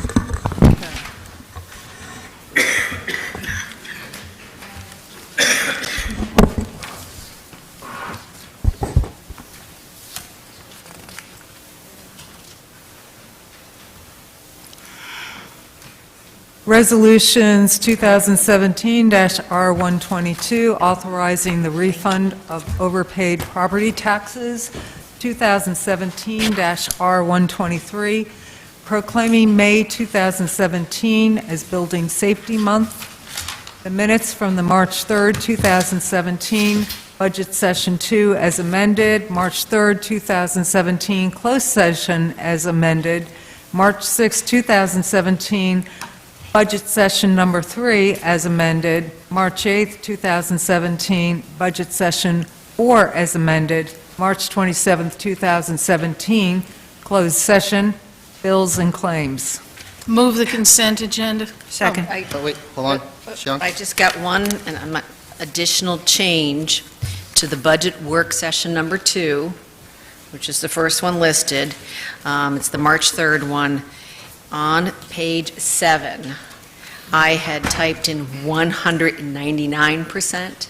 I saw that. Okay, it should be 119%. So Yeah, Joanne so- caught that, and we want to correct it. So I'd like to add that to the amendments. Do we have that page in our, It was emailed or It was something, I saw emailed, that. Yeah. I know the change was emailed, but was there another change on? Actual package. Yes, that's page 19. 19. So that should be 190, 119. 119, Right, and not 199. 119. Right. Okay, is there a motion as amended? So moved. Second. Roll call vote, please. Jeevers? Yes. Hamilton? Yes. Rate? Yes. Miller? Yes. Mendinez? Yes. Recommendations, please? Okay. 2017-R124, authorizing the insertion of revenue into the municipal budget from the Division of Highway Traffic for 2017, distracted driving crackdown, you drive, you text, you pay, $5,500. 2017-R125, authorizing the mayor and clerk to execute a contract with Levy Construction Company, Inc. for the post office alterations. The total amount of the contract is $866,600. 2017-R126, authorizing the mayor and council to execute a professional services agreement with Spiesel Architectural Group to provide design services for the municipal building roof replacement and Princeton Junction Volunteer Fire Station roof replacement projects. The total amount of the professional services agreement is $30,650. 2017-R127, authorizing the mayor and clerk to execute a professional services agreement with Van Cleef Engineering Associates to provide engineering, construction, administration, and observation services for the tennis and basketball court rehabilitation at Community Park and Henderson Drive Tennis Complex Project, $18,017. 2017 R128, authorizing the mayor and clerk to execute a professional services agreement with Bank 3 Engineering to provide engineering, construction, administration, and observation services for the Alexander Road Reconstruction Phase 2 project. The amount is $20,000, 2017-R129, authorizing the execution of the ACES Cooperative Pricing Agreement with the Alliance for Competitive Energy Services, ACES, to allow the township to work with ACES Professional Energy Consulting Gable Associates for support under the ACES Plus program for the development of a request for proposals for a solar array and resiliency power purchase agreement project 2007-R130, authorizing the referral of the proposed Hall Farm acquisition plan to the planning board for review pursuant to NJSA 40:55D-31 Provision A, 2017 R131, authorizing the mayor and clerk to execute deed of easement with Grover's Mill Apartments LLC with regard to access and maintenance of Grover's Mill Pond Dam, 2017-R132, authorizing the mayor and clerk to execute cross easement and covenant of contribution with the enclave at Princeton Junction. And that's all the consent items. Thank you, Ms. Schmidt. All right. Shall we go in chorus? Pull R129? Yes. Anyone else want to Okay. pull anything else? Just a question on Wait. R126? So we'll pull 126, 129, just because last time we did that and they, they said procedurally it makes sense to do it. Anyone else? No, This is one. I know it's going to be a quick question. okay, so moved R124, 125, 127, 128, 130, 31, 32. Second. Roll call vote? Jeevers? Yes? Hamilton? Yes. Marate? Yes. Miller? Yes. Mendenez? Yes. Ms. Jeevers, your quick question on 126? Yeah, since we're having an architect come in to do some design work regarding the roof replacements at the Princeton Junction Fire Station and with this building that desperately needs it, can we ask that architect to give us a plan or look into possibly putting solar panels on the roof? Many residents have asked me about this. Why are we not doing this? We're hiring an architect now to do the roof replacement. Can we have that as part of it? I don't believe that was included in the cost of the proposal. We would probably have to get an amendment to this PSA. I would ask that if you're interested, if council is interested in doing that, we can get a proposal, but I would ask that council approve this professional services agreement this evening so we can move forward with both roofs. Right. Yeah, I would agree to that, but, so I'll just ask for, we could pass this tonight, it has to be done. I mean, the water is literally pouring through parts of this building. And we have more rain forecast this Yeah. week. More, it's... Oh, it's not been going to years be I've been done saying we before need to rain do comes. this. Years. I can guarantee you that. Yeah, and in my experience, a solar developer would want the outcome of 126 in order to design the solar, so it doesn't have to be done at the same time. They can use this output for that. Yeah, I just have a comment. I don't have opposition to 126. A number of times I've asked, I see municipal, we have 5 buildings here. Municipal building, post office, senior center, EMS building, and then the Princeton Junction Fire Department. I've often asked, has anybody looked at putting solar on all 5 of them? I've been told they are too small, it can't be done. Aisha will appreciate that. In India, there is a saying, if Babus don't want to do it, it's not going to happen. And it looks like Babus don't want to do it. That's it. I get a knock on my door practically once every month from random people asking if I want to put solar on my roof. To believe that you cannot get proposal to put solar on 5 roofs is unbelievable. I can go to Costco or Sam's Club and there are people standing there who would gladly come and do it. But then Mr. Herbert would jump out of his chair and say, you can't do that. Our form of government doesn't admit that. That's true. I can do it in 2 months. I've been asking that since last October. And I've been told again and again, no, that's too small. Has anybody even tried to do that? Before you give up 5 acres and then that's coming to Act 129. But this is what the Babus don't want to do it, mentality. And any Indian will appreciate that, any Indian listening will appreciate. Babus don't want that to happen. That's it. And as a studier of Indian history, I hear what you're saying. With regard to that, I went to law school because I couldn't do the numbers, so that's for an engineer. So, I mean, I would really like somebody to go out and check. There are 5 roofs. I'm sure there will be people interested in coming and doing solar on 5 roofs. If Well, people are but knocking on my that roof. said, do you want a proposal for the architect to, if we're going to come back to council with an amendment? No, I don't want to, again, going back to my previous comment, I don't want to spend money. Okay. There are people who will do it for free for you. I mean, people will do it for free. I mean, they come, next time somebody comes to my door, I'm going to give you your number or mayor's number. I don't want... And here goes Mr. Herbert again, saying you can't do it that way. Exactly. But this is common sense. I mean, this is what infuriates people. Right, but under state law, we have to abide by it, and we can't do it that way. We have to go out to bid. What way can we do it? You are telling me state law doesn't allow you to give quotes on putting solar on 5 roofs? Well, we would have to, I mean, Ms. Schmidt, you want to tell them we have to go out? No, because I really do not. See, that's where I come to, Babus don't want to do it. I will tell you this, I will tell you this, that our facilities are not like a residential roof.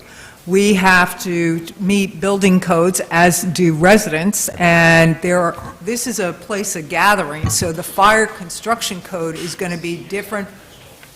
This is going to be... Can I ask a question of you? And it's just a conceptual, high-level question.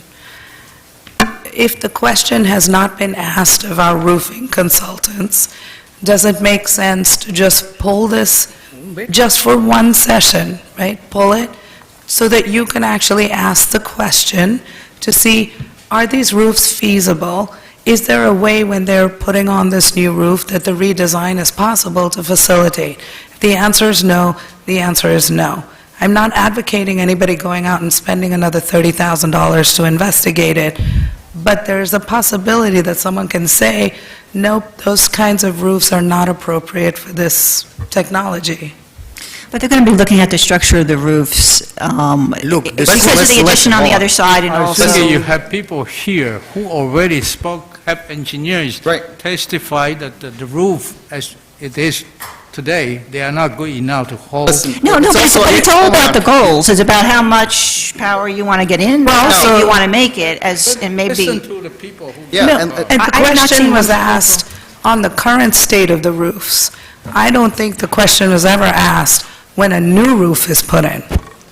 So that would be misleading to represent that. And it's also chicken and egg. So a roof, so I do this professionally, and this is the first time I get to speak on this because I've been recusing myself. But essentially, a residential component and a small commercial, totally different from a creditworthiness standpoint.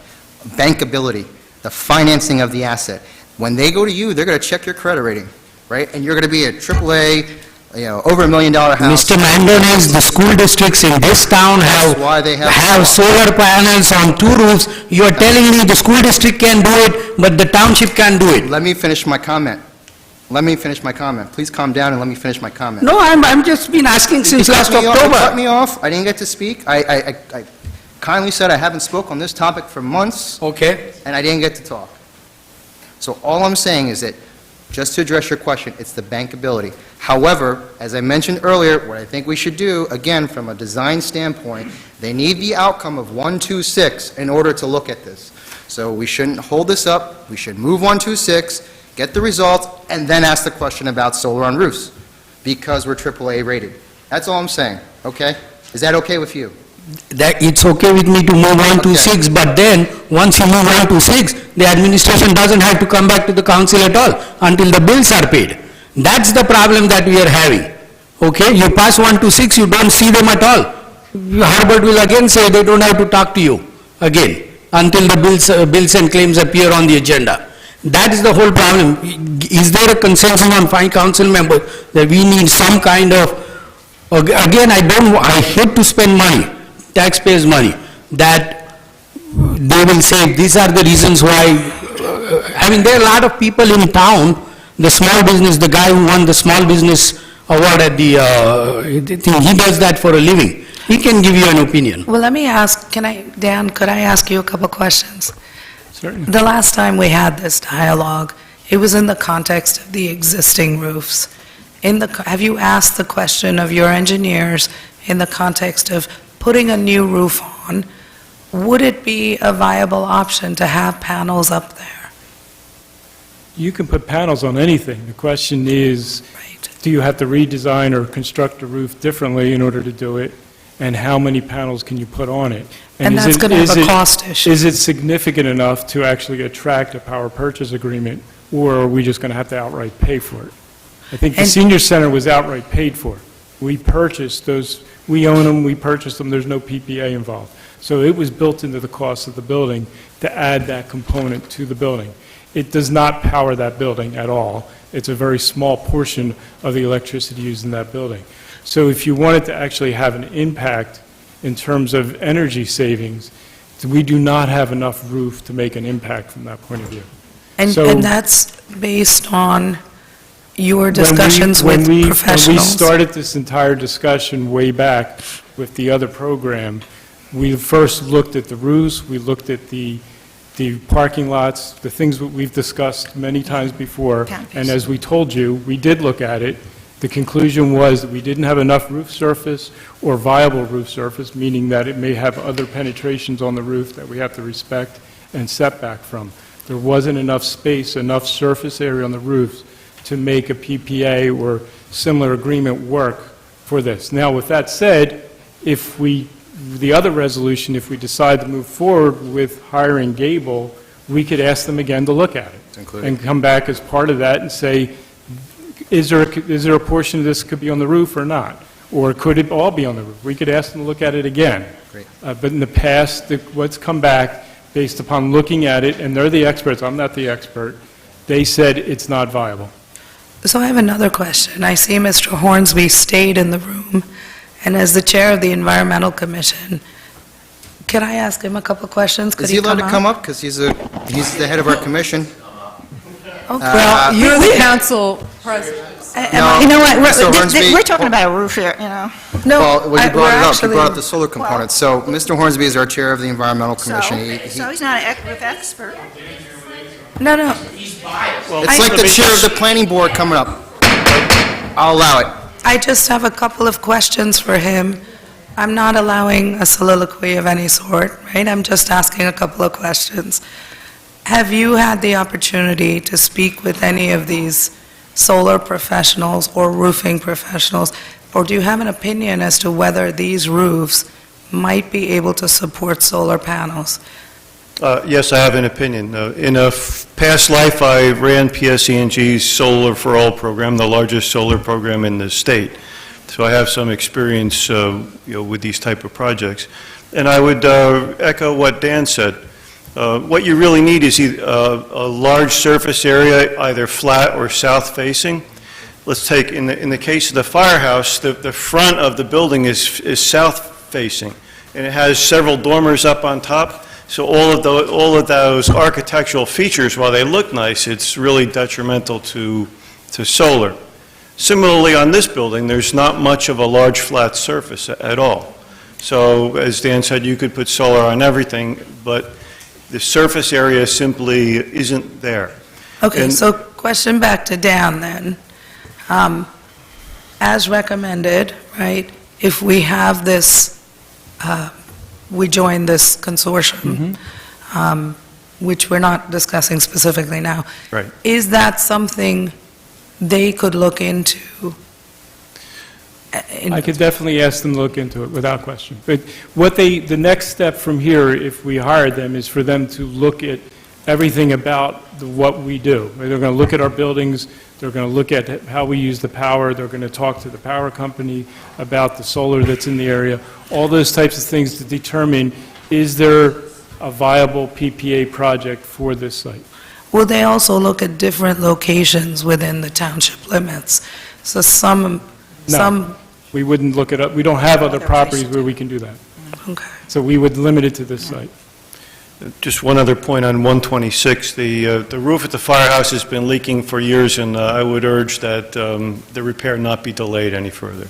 And Peter is correct that if it were a good roof, you start with an intact roof, then you can work from there. So there's no downside to getting the roof fixed. Thank you. Thank you, Mr. Hornsby. So that, can we move on with 126? Yeah, I mean, no objection to 126. Is there a motion? Nobody Yes, is. Is there a move second? 126. Second. Roll call vote, please. Jeevers? Yes. Hamilton? Yes. Rate? Yes. Miller? Yes. Mendenez? Yes, so that was the warm-up. I just need clarification, that PSA has been awarded as the scope of work Yes. is 100%. defined. Thank you. 100%, thank you. Okay, 129, let's go around the, did you want to, you have staff here, did you want a quick comment, or are they just here for questions? and They're answers? here for questions. Okay, so we'll start in the regular order, unless you want to defer. So, Ms. Jeevers? Well, as a comment, the feedback that I've been getting from many people, this is an issue. Some people absolutely love this idea, they're fine with the resolution, support it, and there's people that absolutely hate it. There really is a big difference of opinion in this township. The property is prime real estate adjacent to our municipal complex.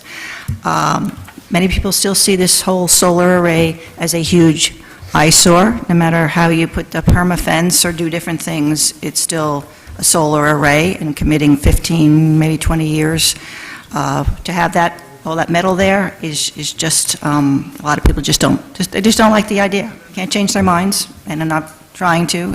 That is some of the feedback that I am certainly getting. I don't know if the township has an ordinance regarding the placement of these solar arrays. Do we have anything No, like that? nothing. No. I mean, this would all be within the setbacks anyway, so, I mean, it would meet the setbacks on the property. Then can you move closer? Sorry. It would meet the setbacks on the property, so Right, it's but going to be there's nothing- set back from the right. property, but we do not have an ordinance No, we specific. don't. I mean, maybe, I think it was Teresa Lorenko sent us something about, but perhaps first you start with some sort of solar ordinance where solar arrays should go in town, or all the I details don't remember, regarding but I that thought there was- first before you get into this whole idea. I don't recall if there was some state legislation on that, but somewhere in the back of my head, I have some remembrance that there was state legislation where you can't restrict it or something, but we could find out. Right, okay. I know that people are also looking for options, more discussion about this prime piece of real estate right in the middle of town. I know that the Rec Commission, one of their members is looking into, contacting other townships to see what sort of indoor facilities they have, the size, what companies they're working with. And I think that they would like an opportunity to look into that more. And it just seems like either it's the solar array or nothing else. And I think that a broader discussion in the community about how this land should be used needs to happen. We're going to have a new mayor come January 1st. Maybe that's something that residents should explore, and a new mayor should explore, as opposed to tying up this land with solar panels. Other people have said, what about all affordable project on this land? I don't know whether that's possible or not, but certainly we're going to see what our numbers are in terms of our obligation for the third round, but that all affordable project there, they said people can walk to the train station, they can walk to a bus stop, they can walk to their retail stores on Clarksville Road, certainly walk to jobs and different things like that, so it's sort of an ideal place for that. Whether we would want to do it is another thing, and whether we could get funding for that type of project, as difficult as it may be, it's just an idea that I've heard residents say. Other residents, in terms of emergency backup generators, why can't we run a line from one or two of our existing generators into the FEMS building? Why can't that be done? Is that I impossible think we to said do? before that is possible. It is possible. Yeah. So Cost that we that gets told them the power, so why not The sole- just do that now?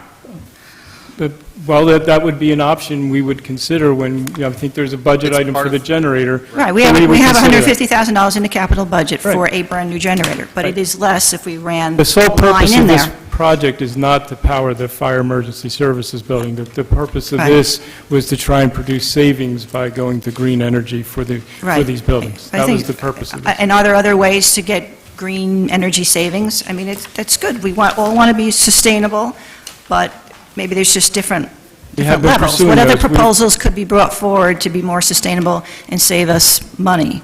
It's all or nothing with this, No, we've having the done solar those. arrangement? That's it? There's no We've- other We've brought proposals? those before you before, and we've done those. We've changed the lighting to LED lights, we've made modifications to Right. the HVAC systems through different programs available through the Board of Public Utilities, and we've done all those for the most part. There are others that we will continue to explore, and they've brought savings. We've also did a third-party supply contract, so we've done that. So this is kind of the next step in what's available out there in a way to look for, is there a way to get savings? So this is, we're sitting here saying that this is a way to produce revenue, to save money using that property. Well, it may be a way, it's just that a lot of people don't find it an acceptable way. Okay? So that's just some of what I hear, okay? A lot of people. All right, I have someone else go. Okay, Ms. Hamilton? I want applause too. Okay. Say the right thing. I never get applause. I'm going to start by saying I am really supportive of the work that you and the Environmental Commission have done. It is years of work, okay? When I sat down to look through this resolution, and it's fine, right? I mean, and you did a lot of work to provide backup material with it. It's fine. Here's my concern. As you read through the contract, it's free to join the consortium, but if they do some work for you and we don't then follow through, it's a $15,000 cost. And then if they go further and they go out to RFPs and we don't, it's in the contract. So, But go ahead. okay, so then we go out to RFPs, and as you can tell, that any time the word solar panel comes up in this room, everybody loses their mind. So whether we could ever get consensus on this is questionable. So now I'm looking at a contract that says if they go through the RFP process and we don't consummate the RFP process, pick one of the vendors, the lowest, best, most responsible vendor, we have to pay them $35,000 because we ran them through the hoops and they didn't get anything out of it. So I'm not saying it is not worth going through this, that it's not worth joining the consortium, especially in light of the potential that they can do some investigation for us on the roof issue, because I think that is a good proposal. I think it's really worth considering other alternatives, okay? And they may have alternatives that we, as lay people in that industry, don't know, okay?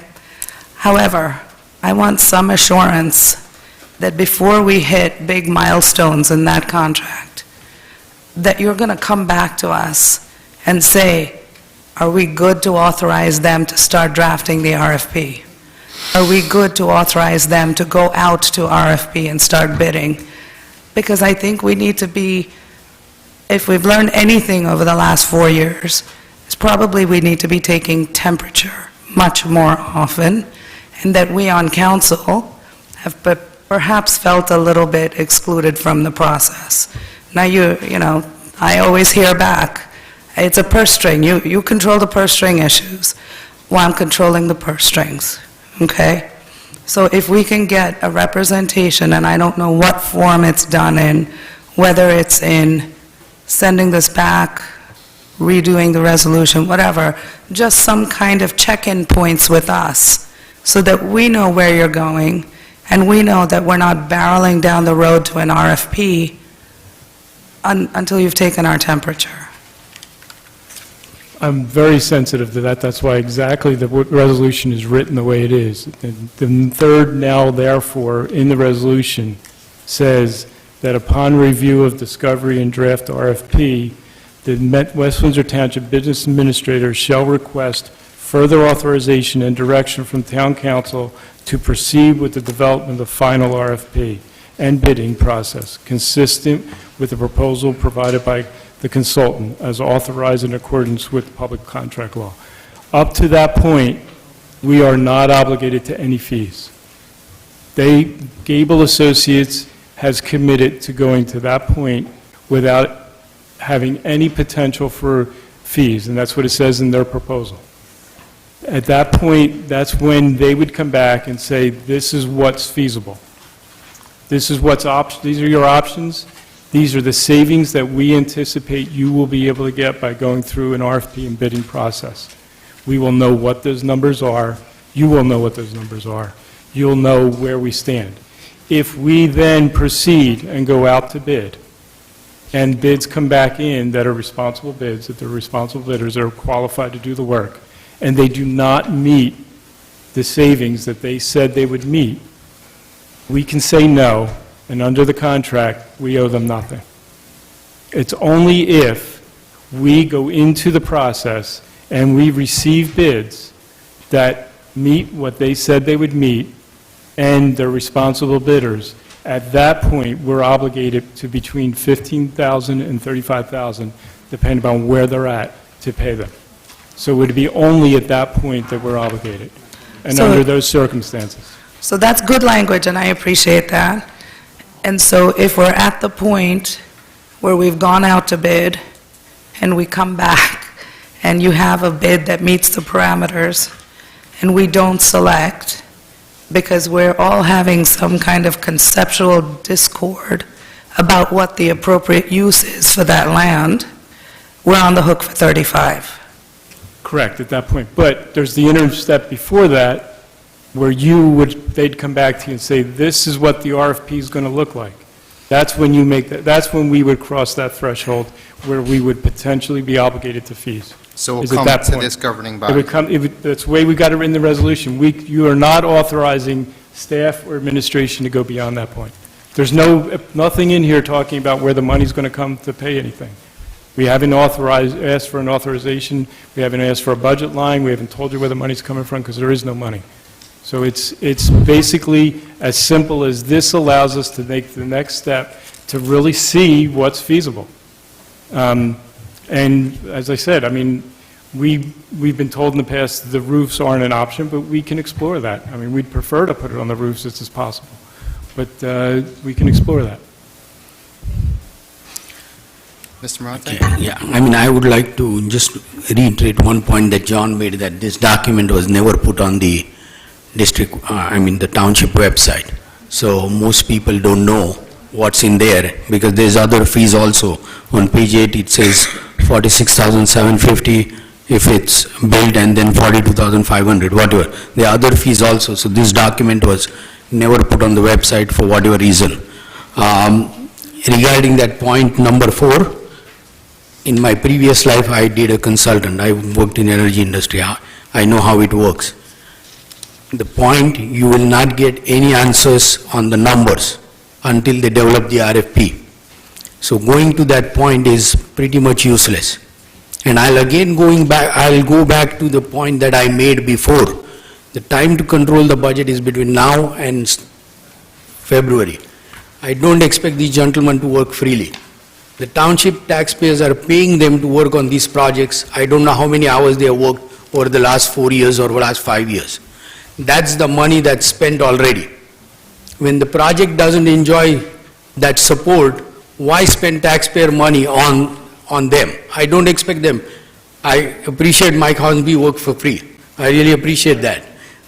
Don't start charging us.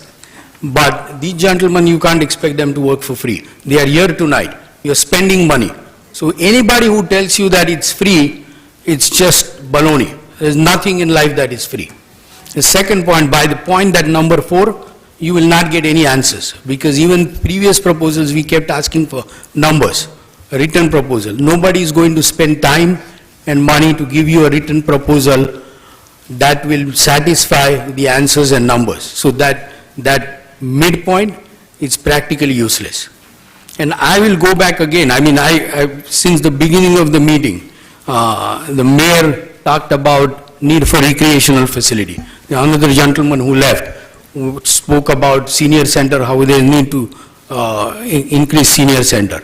Linda told me at the last recreational committee meeting, there was a talk about using the 5 acres potentially to do something recreational. Again, here there is a number 25 to 50 million to build a facility. Again, that's a sign that Babus don't want to do it. That's a bogus number, absolutely bogus number. For $14 million, they build a whole addition to the village school.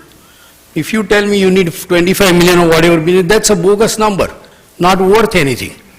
So the question that should have happened is, first you have to decide what's the best use of that land, whether that's, see, there can be 3 uses, 3 reasons when I put on my hat as to if I wanted to do it. 3 reasons I can do it. Number 1, it's school.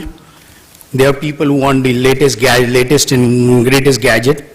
I'm not that person, but that's perfectly fine if it's your personal thing. You can't do it at taxpayers' money and taxpayer thing. That's number 1.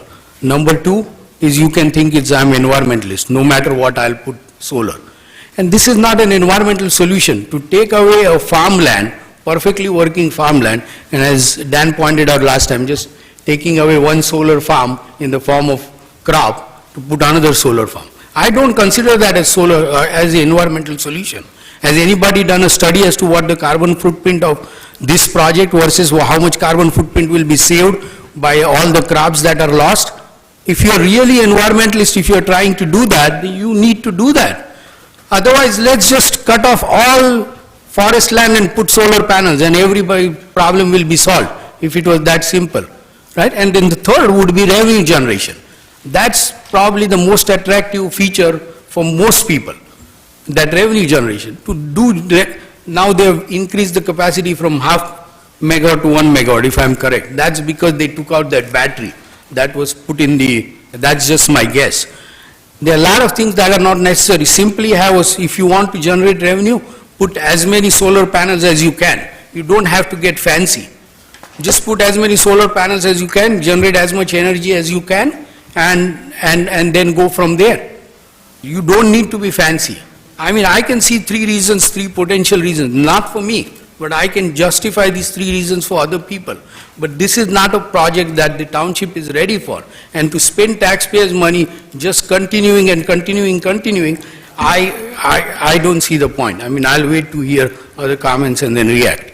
Sure. And before we go to Ms. Miller's comment, just any questions that was raised by Mr. Marate, would that be potentially answered by the consultant prior to committing any payment to them? Would we get his answers without paying?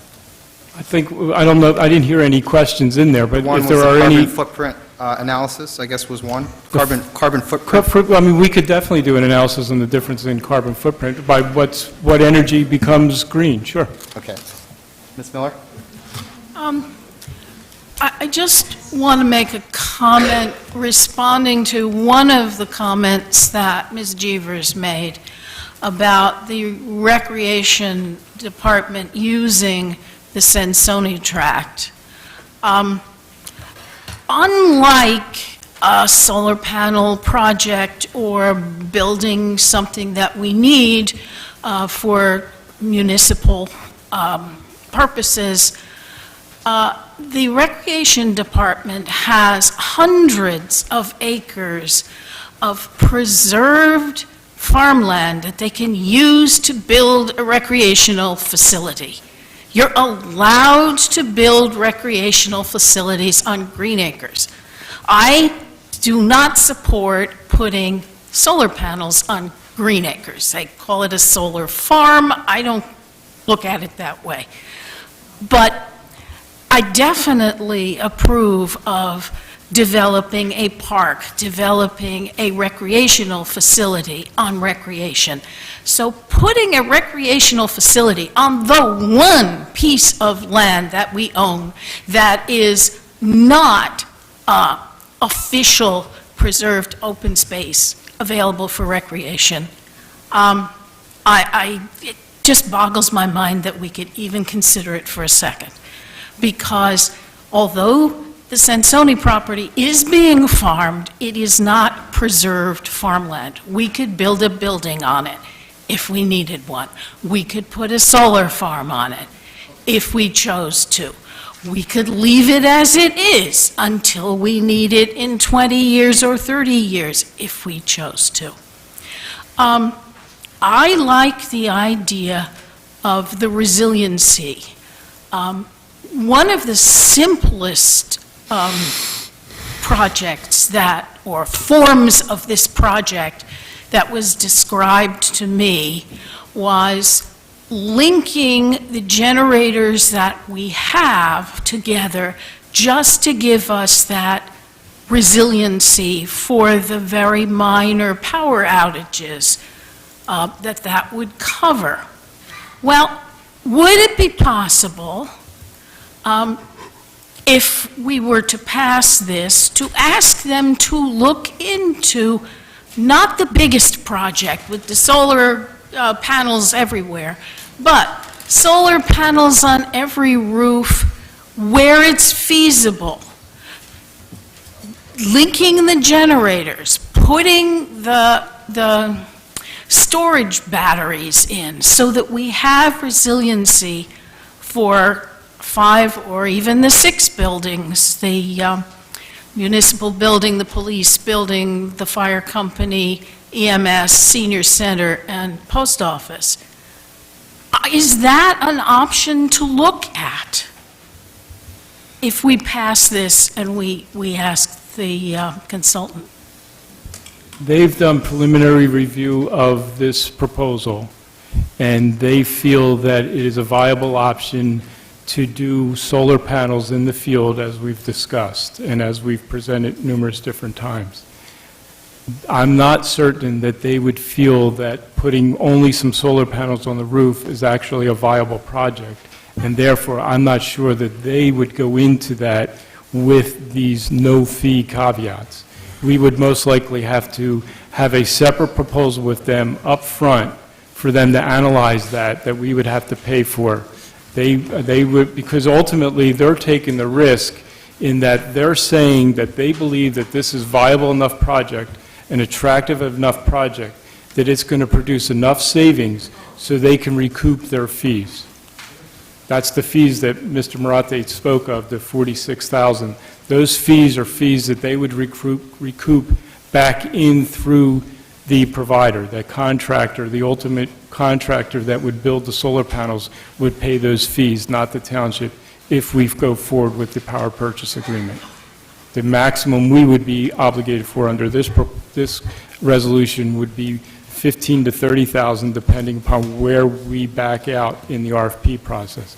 But I do not believe if I went back to them and said, can you give me, would you just analyze some solar panels on the roof and a microgrid or battery backup and connecting some generators and do that as our project? They would say, no, we can't do that. We need a separate proposal and we need upfront fees because we cannot recoup our costs by that type of project. Correct.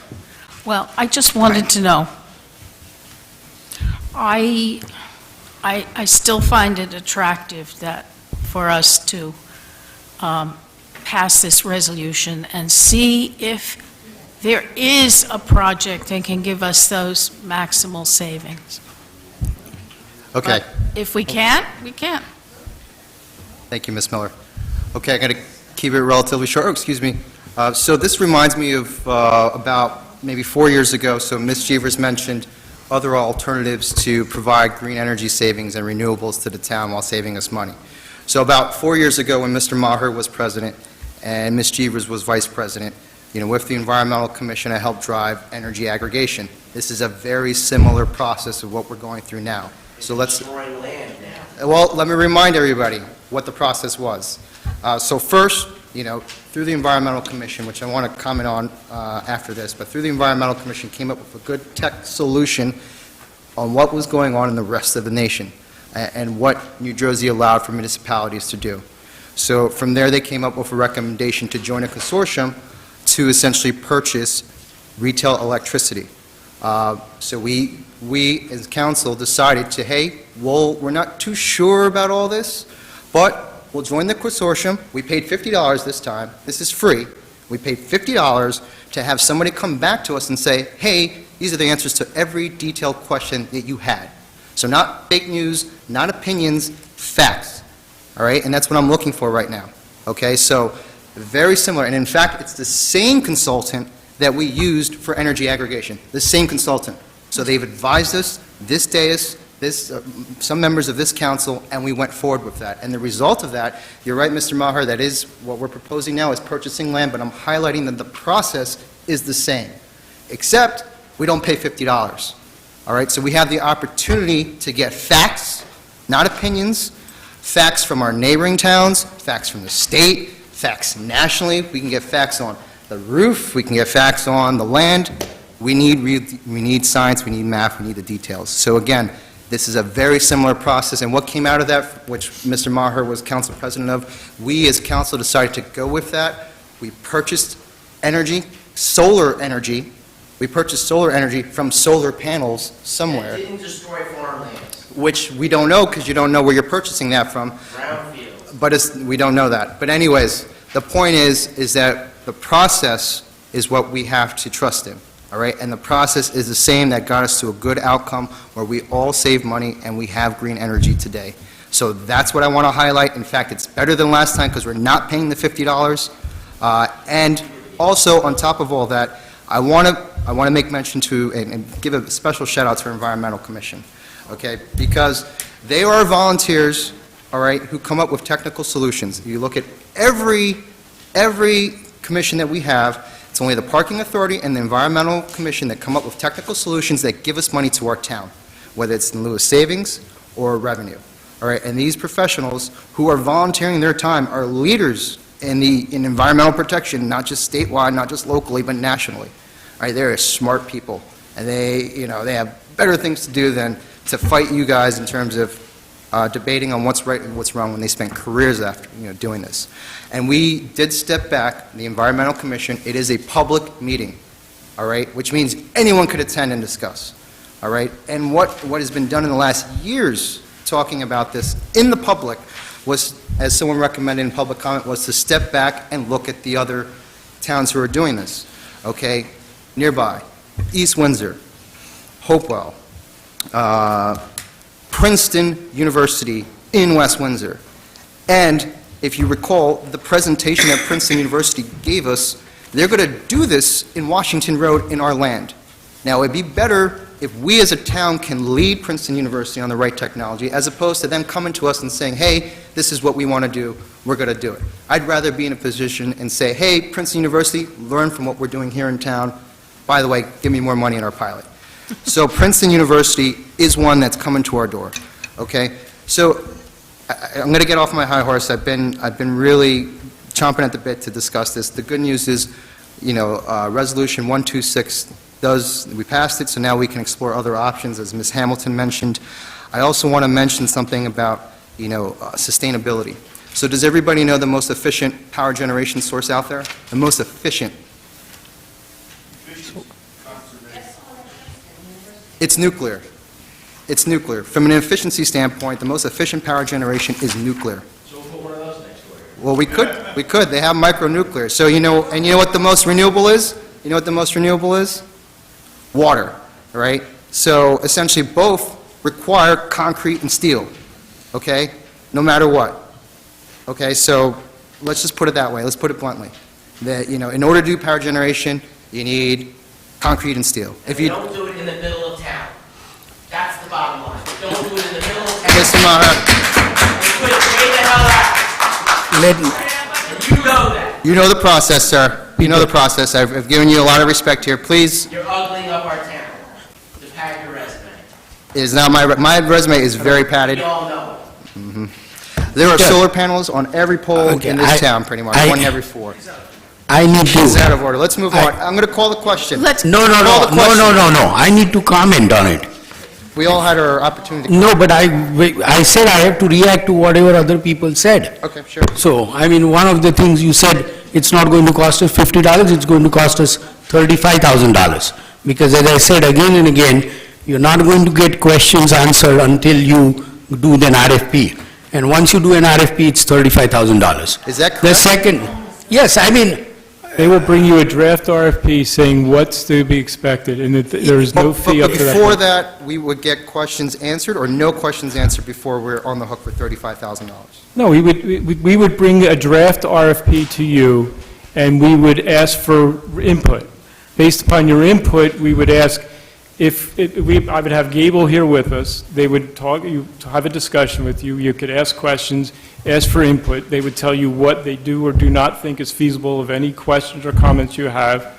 And then they would say, do you want us to go forward with a formal RFP? Gotcha. So at that point, if you authorize that, so what? It says the draft RFP will serve as a performance spec and identifies the technical, financial, performance, and contractual issues that developers must adhere to in their proposals. Yeah. So that would be the draft RFP. What that means is they are going to tell you what will be in the RFP, no solid numbers. You will not get any consultant works with salt. I did this for a living. It's not going to give you a number until you pay them. Okay, that's number one. Anyway, it's everybody's opinion. Second thing, resiliency. That's the most bogus argument I have heard. The Princeton Power people sitting there admitted it will last for 4 hours. Okay? Mr. Khanna came up and said, oh, look at Sandy. Sandy, the lights went out at 7 o'clock in the evening. Before midnight, your power is out. You call that resilient? Any engineer worth his salt won't call that resilient. So first Number of all, third, let me finish my comments. The second point is not valid, though, because if you paid attention to the process beforehand, they gave the number. The same consultant gave us the number before we went into proposal stages, so that's wrong. Which number? Again, so if you listen to what I said about energy aggregation, the process we use with the same consultant, they gave us the number. The energy But I still do this for a living. The You do energy this for a living, aggregation, I do it for a living. the energy aggregation is, Peter, you know how well I worked in this industry. You work with people who worked with me. I know what I'm talking about. The energy aggregation is exactly identical to any town. They can give you any numbers they want. Pick up another proposal. This is specific to our town. Nobody is going to give you numbers without spending money. Okay? And then again, East Windsor, Princeton University, he's absolutely right. East Windsor put it behind the building. Princeton University, you cannot even see it from 571. Right? I just feel that people have personal preferences and that are being pushed on town simply because they are personal preferences. I have nothing against people having personal preferences. I have nothing against people believing in something. But don't push it, don't use taxpayer resources to justify your personal preferences. So rather than calling question, I am going to put a motion on the table to table this resolution. Second, for discussion purposes. So there's a motion and a second. Roll call Yeah, vote. I mean, I believe, and no, if people want to discuss, we'll discuss. I want to make comments on that. I think we should call the question on tabling this. No, but I want to make a comment before people vote on it. Didn't you just, no, there was a first and there's a second. It's a Yeah, roll but call vote. it's a comment on the motion to table it. No, you can do that. There's a motion on board right now to table. By Hamad. Now in discussion. Correct. Right. Go ahead. Again, I honestly don't see why this is being rushed through in such a haphazard manner. Okay, I can never understand that. Several things, this was never put on the agenda, right? No presentation was made. It's being pushed through. I don't see the reason. You can easily have a discussion what's the best use of that land, okay? And if you think it's politics, go play politics. There's election coming up 9 months. Just go and tell people that these people are against environment, these people are against solar, these are bad people. I don't care. But at least resolve that rather than trying to push it through, put the township on the hook for $35,000 and probably much more, and for personal preferences without any broader discussion. I mean, I told you the Recreation Commission was talking about potentially using that land. You can easily have several soccer fields, you can have several tennis courts, you can have several things which don't cost a lot of money. That land can be used more easily. The last time the Recreation Commission, whatever that report was done was 2003, 14 years ago. And you are counting on that in this report to justify your action. So I just urge my council colleagues to table the motion until the questions are answered and we have some kind of resolution rather than wasting taxpayer money. Again, I'll go back again. Nobody is working for free here. Linda, you seconded. Any comment from you? Yeah, no, from feedback that I get, that a lot of people wanted to look to what are the other ideas for the, purpose of this land. Other things that it could be used for. We never had that discussion. It's been, focus has just been doing it one way with the solar array, so that's it. That's all I'm going to say. Ms. Hamilton, you want to comment on this motion? You don't have I to. don't know what to say. Beat this one to death. Every time we come even close to exploring this option, we have this, right? Which makes my point on R129 and how there is actually a cost associated with it, because we're going to have this. Is there any harm from tabling it? I don't think so. I don't want it tabled indefinitely, because I think this is actually a good thing for this town. But I don't think there's any harm in thinking about what the alternatives are. I mean, I would encourage to table the motion and then come up with a process as to, with informal discussion, and if the council president or vice president wants to do that, I have no problem as to how the land should be used and how to proceed and what's the best way to do it. And then if people don't agree, they don't agree. But right now, is a predetermined solution has been forced on us and being chosen, told either choose this or nothing else. I would just like to make a few comments. First of all, I reiterate, it would be very silly and wasteful for the Recreation Commission for there to be a recreation use on the one piece of land that can be used for other things, when the Recreation Commission can put any recreation facility they want on hundreds and hundreds of acres of preserved open space. So when we turn around and say, but we can use it for recreation, I just cannot understand that you're anything but desperate. That's not realistic.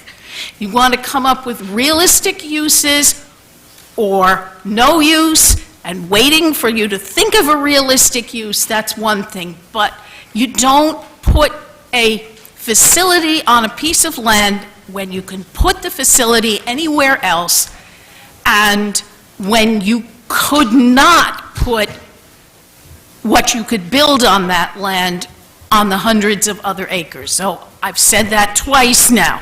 The other thing is, I'm uncomfortable with the accusation that these consultants are lying to us. I never worked in the industry. Who made that accusation? That is how I understood the idea when Dan says, but we're not on the hook for any money until they come up with a draft RFP. And the draft RFP would have to include anything that an actual RFP would include. No, that's not Or we're true. not, if they don't have numbers, then we tell them no. If they don't have all the information that we want, we say no. I don't see the point of refusing to go forward because we think we don't have this break.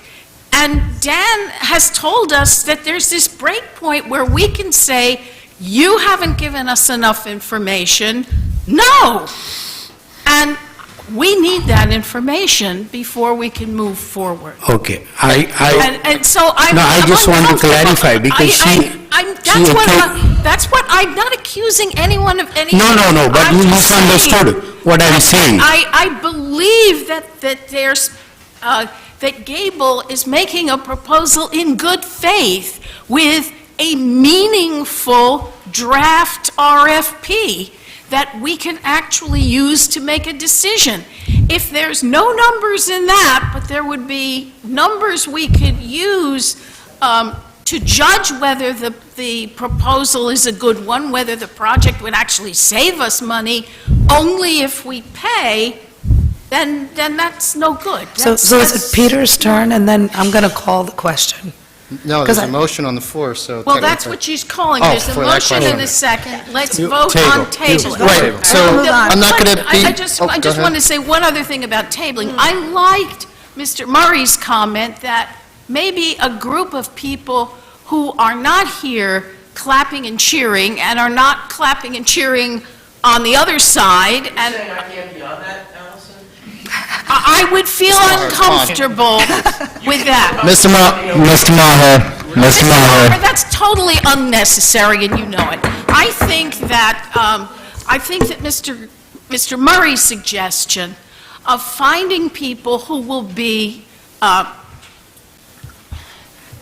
Unbiased. Unbiased, thank you, that's a good word, and who will come at this from a fresh perspective, not the people who've been working their tails off for 4 years, but people who haven't, who will ask the questions and see if we can come up with good answers. And if there's a majority for tabling, I would suggest that that committee form itself. I don't have any objection to that committee.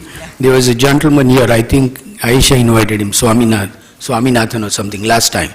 Yeah, He has offered to serve on in that capacity. And I have no problem. this is his job. He's in the industry. Yes, but I also think that committee should be formed when the new mayor is seated. Well, I think Okay, that... let him, we're transitioning to a new So you want to administration. table it for a year, that's what No, you're you not... don't have to table it for a year. You can table it until the committee is set and the committee comes up with some recommendation. Wait, all right. Call the question. No, my comment first, let's finish this up. First of all, there is a process, as I mentioned before. The Environmental Commission has been talking about this for years. It's a public process, there is a liaison. Members of this council are invited to be a member of that commission. You can always show up whenever you want and talk about this. There's the process, and they'll debate with you. What if you put this here, this here, this here? It's been talked about. It's on the public record. That's the process.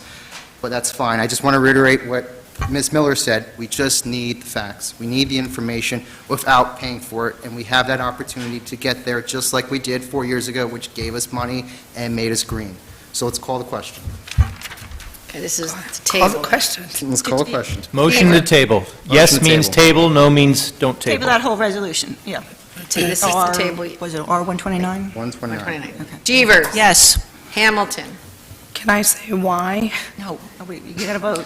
Pass Vote. or... You can pass or say yes. I'm gonna vote no to table it. No, table. Marate. Yes. Miller. No. Mendinez. No. Is there a motion to approve 2017 R129? I'll make move the- it. I'll second. Roll call vote. No, I want to make comment. Again, next year when you talk about budget, include the salaries you're paying these between now and next February while talking. And then don't try to cut somebody's $400, $500 from a municipal budget. That's where the budget dollars go, working on useless projects that are just good to have. And I really appreciate Environmental Commission people, but they are biased too. I mean, you have only heard one side of the story in this whole discussion. I'm the only one battling them, giving the other side of the story. So go ahead. Okay, so now I get to make my comment, right, to say why. I gotta be honest, this discussion has taken years, right? And rightfully so. The Environmental Commission and Dan have spent years of work. And during all those years, as Allison pointed out, no one else has come up with a viable use for that land.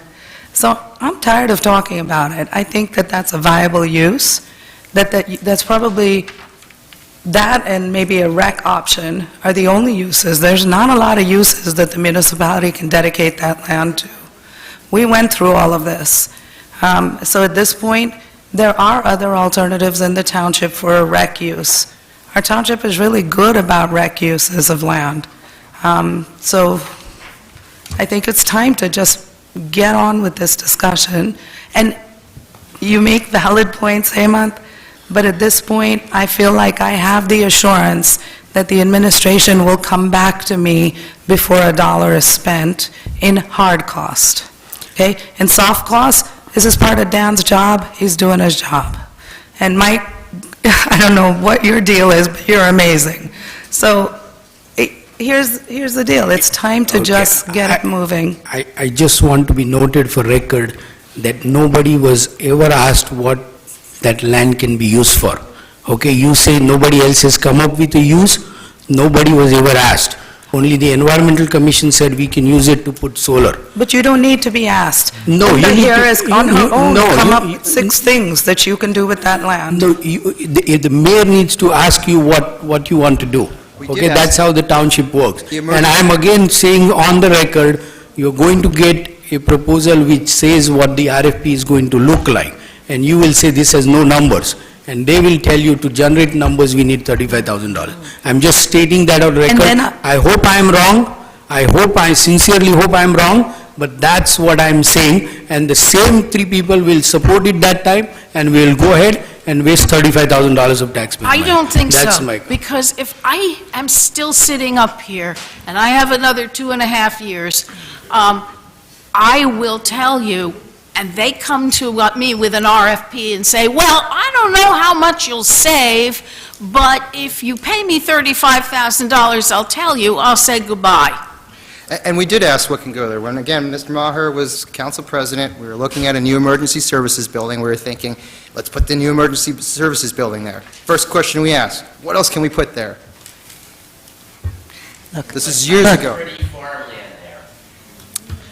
All right, Let's Mr. call Maher. the Let's Call the question. let's just vote, because we're not going to make everybody happy. Let's just vote and move on.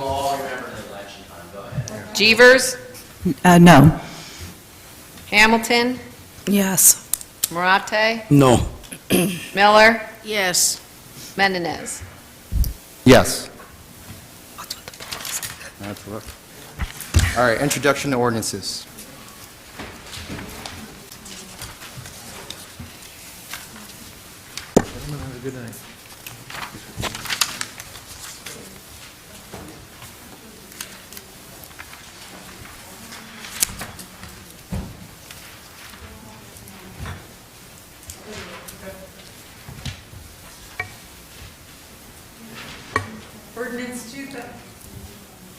Ordinance 2017-12, an ordinance authorizing the acquisition of a temporary construction easement from Igor and Tatiana Kaganowicz. Thank you, located at Block 5, Lot 40, 35 Cranberry Road. Is there a motion to introduce? So moved. Second? Roll call vote? Jeevers, Yes. Hamilton. Yes. Marate, Yes. Miller, Yes. Mendinez. Yes. Public hearing is May 8th, 2017. 2017-13, an ordinance accepting the dedication of a certain portion of Block 16.11, Lot 14, consisting of approximately 6.414 acres, 111 Penlisle Road. Motion. to introduce? So moved. Second. Roll call vote? Jeevers, Yes. Hamilton, Yes. Marate, Yes. Miller, Yes. Mendinez. Yes. 2017-14, capital ordinance providing for the acquisition of real property known as the Hall parcels, number 3 and 4, Block 33, lots 2.01 and 3, consisting of approximately 120 acres located at 229 Village Road East, and other related expenses in the Township of West Windsor, County of Mercer, State of New Jersey, appropriating the amount of $50,000. So moved. Second. Roll call vote? Jeevers, Yes. Hamilton, Yes. Marate, Yes. Miller, Yes. Mendinez. Yes. Public hearing, May 8th, 2017. 2017-15, capital ordinance providing for the acquisition of real property known as the Aggle parcel number 38, Block 15, Lot 3, consisting of approximately 96 acres, located at 217 North Post Road, and other related expenses in the Township of West Windsor, County of Mercer, State of New Jersey, appropriating the amount of $941,000. So moved. Second. Roll call vote. Wait, I have a question on this one. It's a really quick question. Sure. So you're appropriating 941, and in the documents, it said you're going out, you will be applying for state and county grants. How much do you expect to recover if you're successful on those grants? I believe the county grant is up to $500,000. 450. I believe Yeah. Sam said that he 450. thought we would be getting 450, yes? Right. 450. And I said we should 450. get more. We should get more for our good deeds for our neighbor. Thank you. You're welcome.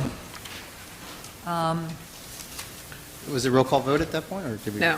Roll call. Not yet. Jeevers. Yes. Hamilton. Yes. Rate. Yes. Miller. Yes. Mendinez. Yes. Public hearing, May 8, 2017. Okay. 2017-16, an ordinance authorizing the acquisition of certain real property known as Block 15, Lot 3, as referenced on the West Windsor Township tax map, and consisting of approximately 96 acres located at 217 North Post Road, and execution of a purchase agreement with Agel LLC regarding same. Motion to introduce? Second. Roll call vote.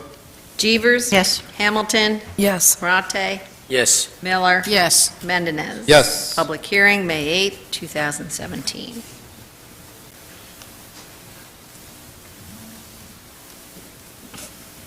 Just waiting for that clock.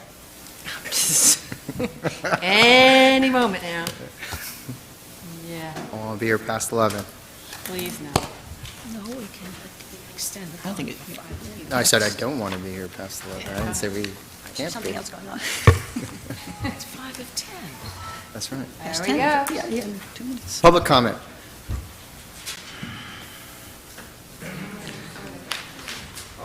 Hi. Thank you, John.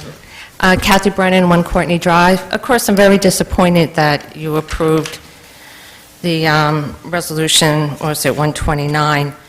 I live across from a municipal building, and it would be nice to see beautification instead of adding more steel structures. The other thing I have to say about as far as using it as a rec field, when I traveled around to other municipalities when my children were playing travel soccer, a lot of municipalities had soccer fields within their municipal complex because the parking lot could be used during the week by the employees and on the weekend by the people using the fields. Now that is green. Putting soccer fields where everyone has to drive on green acres where there aren't, and you have to build parking lots, is not green. We have a prime location here in town. Kids can walk, kids can bike. This is one of the few walkable and bikeable sections of West Windsor. You can use that land for something so much better than ugly solar fields. You're putting it right in the middle of a walkable and bikeable community, and no one can use it. It's really, it's something that you're all going to regret. It really is. Thank you, Ms. Brennan. Good evening again, John Church, 11 Princeton Place. Okay, I'll be very interested in seeing what kind of hard numbers come back from Gable Associates. I and many other people in this town have a lot of experience evaluating proposals. Believe me, we're going to look at this thing. I mean, really look at it. If it doesn't pass muster, you guys had better not vote for it. Be warned, okay? The other thing is, this power station on that lot has to go through the planning board. No ifs, ands, or buts. It's a power generating station on land where that is not specifically allowed. It is a conditional use, which means it must go through SPRAB and it must go through the planning board with public hearings. There's no argument about that. You cannot do it otherwise. That's state law and local law. So, that should have been in the resolution. actually. It should have been in the resolution. It should be a condition. It will not happen without this.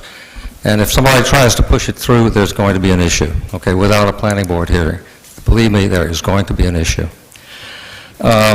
Next year on the fuel budget, I'll try to be a little more accurate when we're in the council discussions on the fuel and see if we can cut that budget.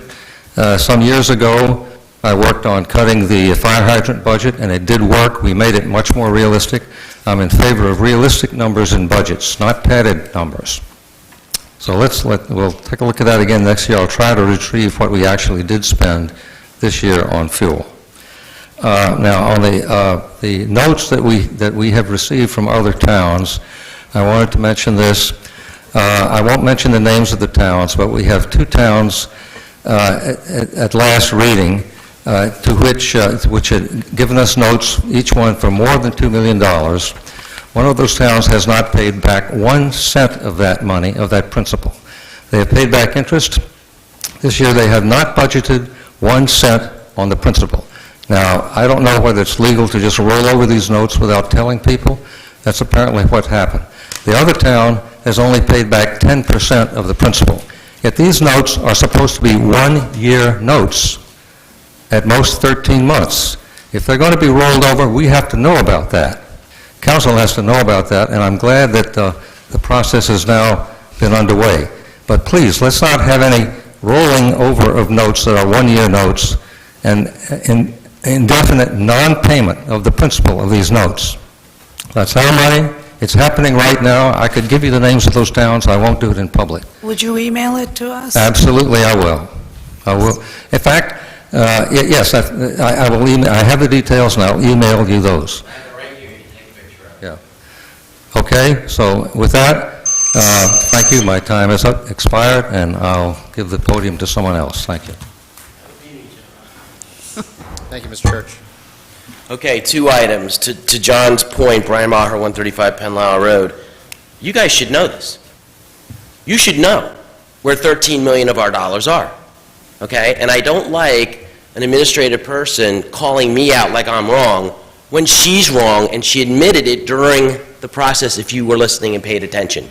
Whereas one thing was mandatory, she said, and about a minute or two later, she said, oh, well, it's not mandatory, it was mandatory last year, okay?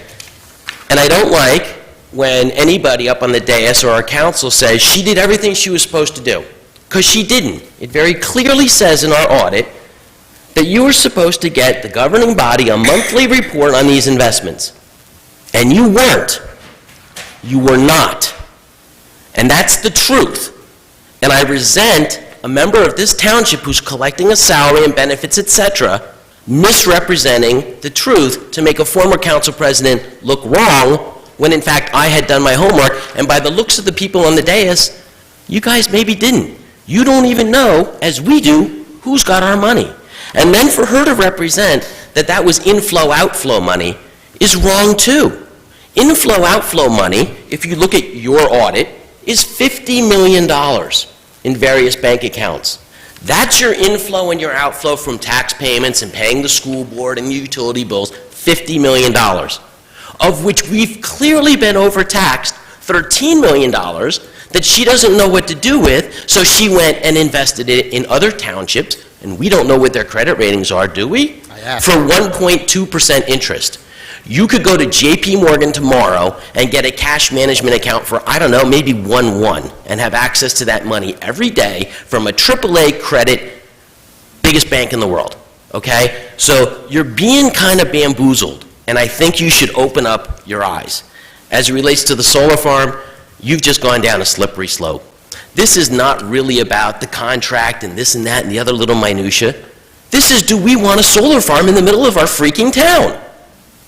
And I bet you if you put this out to the voters, it would be a resounding no.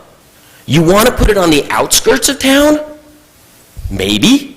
But literally, go to the map.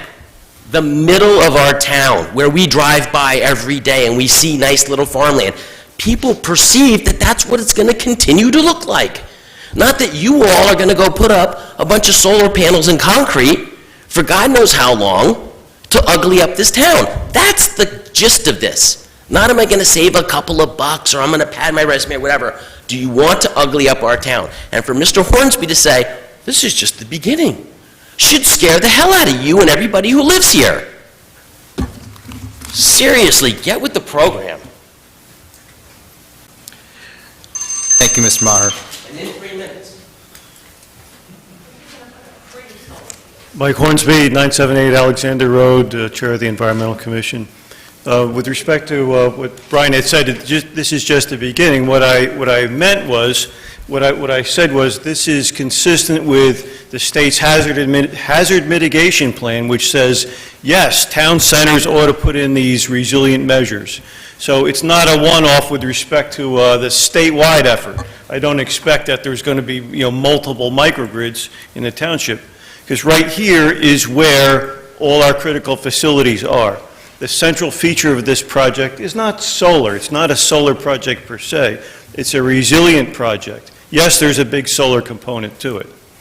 So I don't see any downside with going forward with this resolution. We'll get a feasibility study. We'll be able to literally see the picture of what they have in mind. Whether it's they want to connect the FEMS building or the whole, everything, that'll be evaluated with facts as what Peter said. So all other things being equal, putting solar on a farmland is not a good idea. This is much more than a solar project. That's why it is a good idea in this particular case. And I would add, around the state, there's 16 other towns that are doing this very thing, looking to interconnect all their critical facilities with microgrids, with solar, and with batteries. So I'm delighted that you passed the resolution. There's really no downside to getting this plan and looking it over. Thank you. Thank you, Mr. Hornsby.